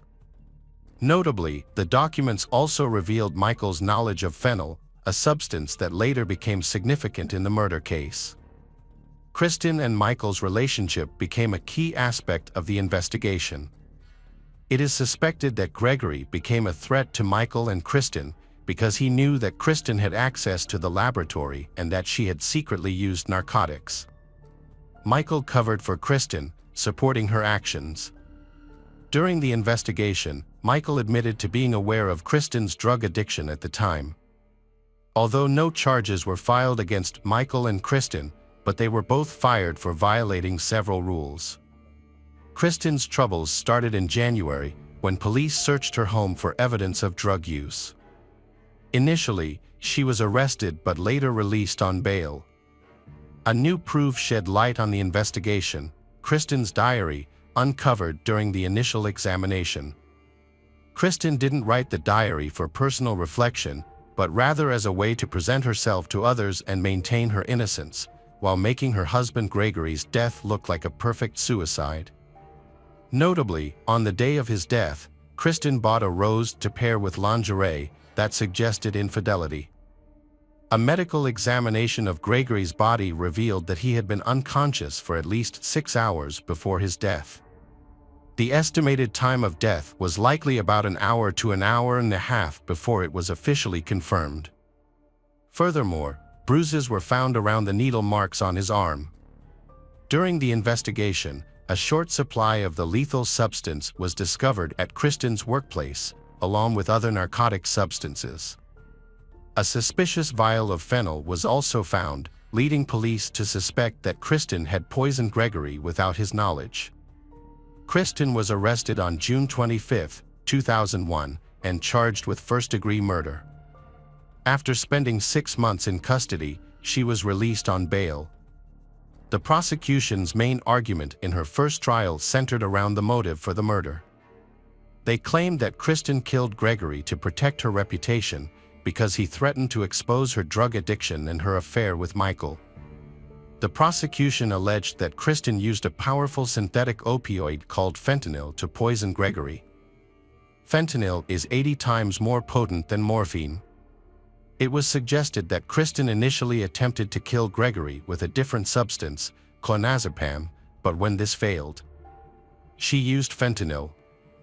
To make it seem like Gregory had taken his own life, Kristen staged the scene by ripping out pages from her diary and placing personal items, including rose petals and a wedding photograph, around his body. As a biochemistry graduate, Kristen leveraged her knowledge of chemistry and drugs to orchestrate Gregory's death. The prosecution also claimed that Kristen deliberately withheld information about the fentanyl from her colleagues in the medical examiner's office, aiming to mislead them into believing Gregory's death was self-inflicted before his autopsy. The developments of what happened that day are reproduced as follows. On the morning of November 6th, she contacted Gregory's workplace to report his absence, then headed to her workplace. Her colleagues stated that around 9 a.m., she began her workday. However, they recalled finding her crying in their Michael's office about an hour later. The manager of the apartment building where Kristen and Gregory were staying witnessed Kristen returning home at 12:10 p.m. Shortly after, at 12:41 p.m., Kristen went to a nearby grocery store and bought various items. Among these purchases was a credit card statement. This confirmed her emergence at the store several hours before Gregory's death. Additionally, Kristen made multiple phone calls to Michael. The San Diego County Medical Examiner, Dr. Blackburn, who performed Gregory's autopsy, testified that Gregory had been deceased for at least an hour by the time paramedics arrived. The examiner also disclosed that Gregory was suffering from early-stage bronchopneumonia at the time of death. Breathing difficulties occur when lung secretions accumulate, often as a result of poor breathing. This can happen when a person is unconscious or taking very shallow breaths. Dr. Blackburn presented additional evidence, stating that Gregory's body contained a significant amount of urine in his bladder at the time of death. This accumulation would have caused severe discomfort if Gregory was conscious, suggesting he likely struggled to breathe for 6 to 12 hours before his death. Furthermore, Dr. Blackburn found it unlikely that Gregory, in an unconscious state, could have scattered rose petals on himself. During the trial, Dr. Blackburn also testified that the level of clonazepam in Gregory's blood was not high enough to be considered an overdose, and therefore, would not have been the cause of death. Dr. Theodore Stanley, testifying for the prosecution, stated that fentanyl, a powerful and fast-acting painkiller, can have severe side effects leading to respiratory arrest. The onset of its effects varies, based on the administration method. The fastest method of maximal effect is intravenous administration, which occurs within about 5 minutes. Intramuscular injection results in maximum effect within 15 to 20 minutes. This is followed by oral administration, with maximum effect within 20 to 30 minutes. The slowest method of maximal effect is the transdermal patch, which takes about 16 hours. Dr. Theodore testified before the court that fentanyl is typically not taken orally because the liver breaks down approximately 65% of the substance. As a result, only 35% of fentanyl is able to enter the bloodstream. However, when questioned about how fentanyl was detected in Gregory's body, neither Dr. Blackburn nor Dr. Theodore was able to provide a clear explanation. Dr. Theodore found that the amounts of fentanyl in Gregory's body, combined with the fact that Gregory had been unconscious and breathing shallowly for hours before his death, suggested that the fentanyl may have been given to Gregory by someone else. During the trial, the prosecution had difficulty explaining to the jury exactly how Kristen poisoned her husband. However, there was evidence that she may have applied a fentanyl patch to Gregory's arm while he was sleeping. Kristen's former workplace provided a crucial piece of evidence, as 15 fentanyl patches were discovered missing from the lab. While Kristen maintained her innocence, her defense team accepted that fentanyl was the cause of Gregory's death, but they suggested an alternative explanation. According to the defense, Gregory intentionally gave himself a fatal dose due to feelings of desperation about family problems. In court, Kristen recounted her of events on the morning of November 6th. She recalled waking up to find Gregory in a state of distress. Gregory called his employer at 7:42 a.m. to report his illness and informed them that he would not be going to work. Kristen claimed she left for work, but returned to their apartment during her lunch break to check on Gregory. When she asked him why he was so upset, Gregory replied that he was feeling unwell due to taking oxycodone and clonazepam and planned to stay home and rest. Kristen returned to work after that and came home around 8 p.m. Upon arrival, she found Gregory in bed and assumed he was asleep. She went to take a shower, and when came out, she tried to wake him, but when she touched him she felt cold. Kristen then immediately called emergency services. During questioning, the prosecutor questioned the validity of Kristen's explanation. She admitted to lying in the past and lying about her drug use, which made her testimony seem suspect. Autopsy and toxicology results showed that Gregory had been unconscious for approximately 6 to 8 hours before his death, contradicting Kristen's initial claim that they had lunch together that day. The defense argued that the concentration of clonazepam in Gregory's blood was not fatal on its own. However, they acknowledged that the combined effects of oxycodone, an opiate, and clonazepam, a benzodiazepine, could be more potent than the effects of either substance alone. They suggested that Gregory may have accidentally taken the drugs, but they could not explain why the high concentration of fentanyl was found in his body, which remains unexplained. After 8 hours of deliberation, the jury found Kristen guilty of first-degree murder and special circumstance murder due to poisoning. She was sentenced to life in prison without parole. Kristen claimed innocence and appealed the verdict in the appellate court, where a critical mistake by her own defense team was discovered. Her lawyers had admitted that fentanyl caused the death but failed to test the autopsy samples for fentanyl metabolites. This important test will help determine whether Gregory ingested fentanyl and whether the fentanyl in his body was due to contamination from laboratory testing rather than what he actually ate in. If fentanyl was only detected in the samples and not in Gregory's body, the prosecution's theory that fentanyl caused his death would be incorrect. The appeal also revealed a chain of custody violation regarding the samples. Although the samples were marked and placed in a cardboard box, the containers were not sealed. They were left at the medical examiner's office for approximately 36 hours before being shipped to the sheriff's forensic lab due to the recipient's absence. During this time, the samples were potentially accessible to anyone with a key to the medical examiner's office building, raising concerns that someone may have contaminated the samples. Kristen's appeal contends that any individual with a motive to falsify evidence could have added the substance to the sample. A panel of judges from the 9th U.S. Circuit Court of Appeals reviewed Kristen's case and concluded that her lawyers had made a serious error. The prosecution claimed Gregory died of a fentanyl overdose. Kristen's lawyers, however, did not contest that claim. Instead, they accepted the fentanyl overdose explanation. The judges did not overturn the verdict but sent the case back to the lower court to decide whether the defense's error could have changed the outcome of the trial. The U.S. Supreme Court has issued a ruling stating that federal courts must respect the decisions made by state courts in similar cases. This ruling impacts Kristen's case, as the court has voted against a hearing and her appeal was denied, leaving her in custody. Kristen's trial was not the only part of the case. She had a co-defendant named Michael. Although he was not in the U.S. for the trial, he is still a part of the case and risks being arrested if he returns. However, he may be eligible for a $100,000 bail.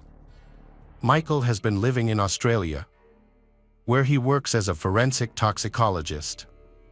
Kristen Rossum was arrested in 2003 and received a life sentence without parole. Gregory's family is now suing the county for allowing Kristen to steal a lethal dose of the same drug without detection, and they blame the county's negligence for her crime.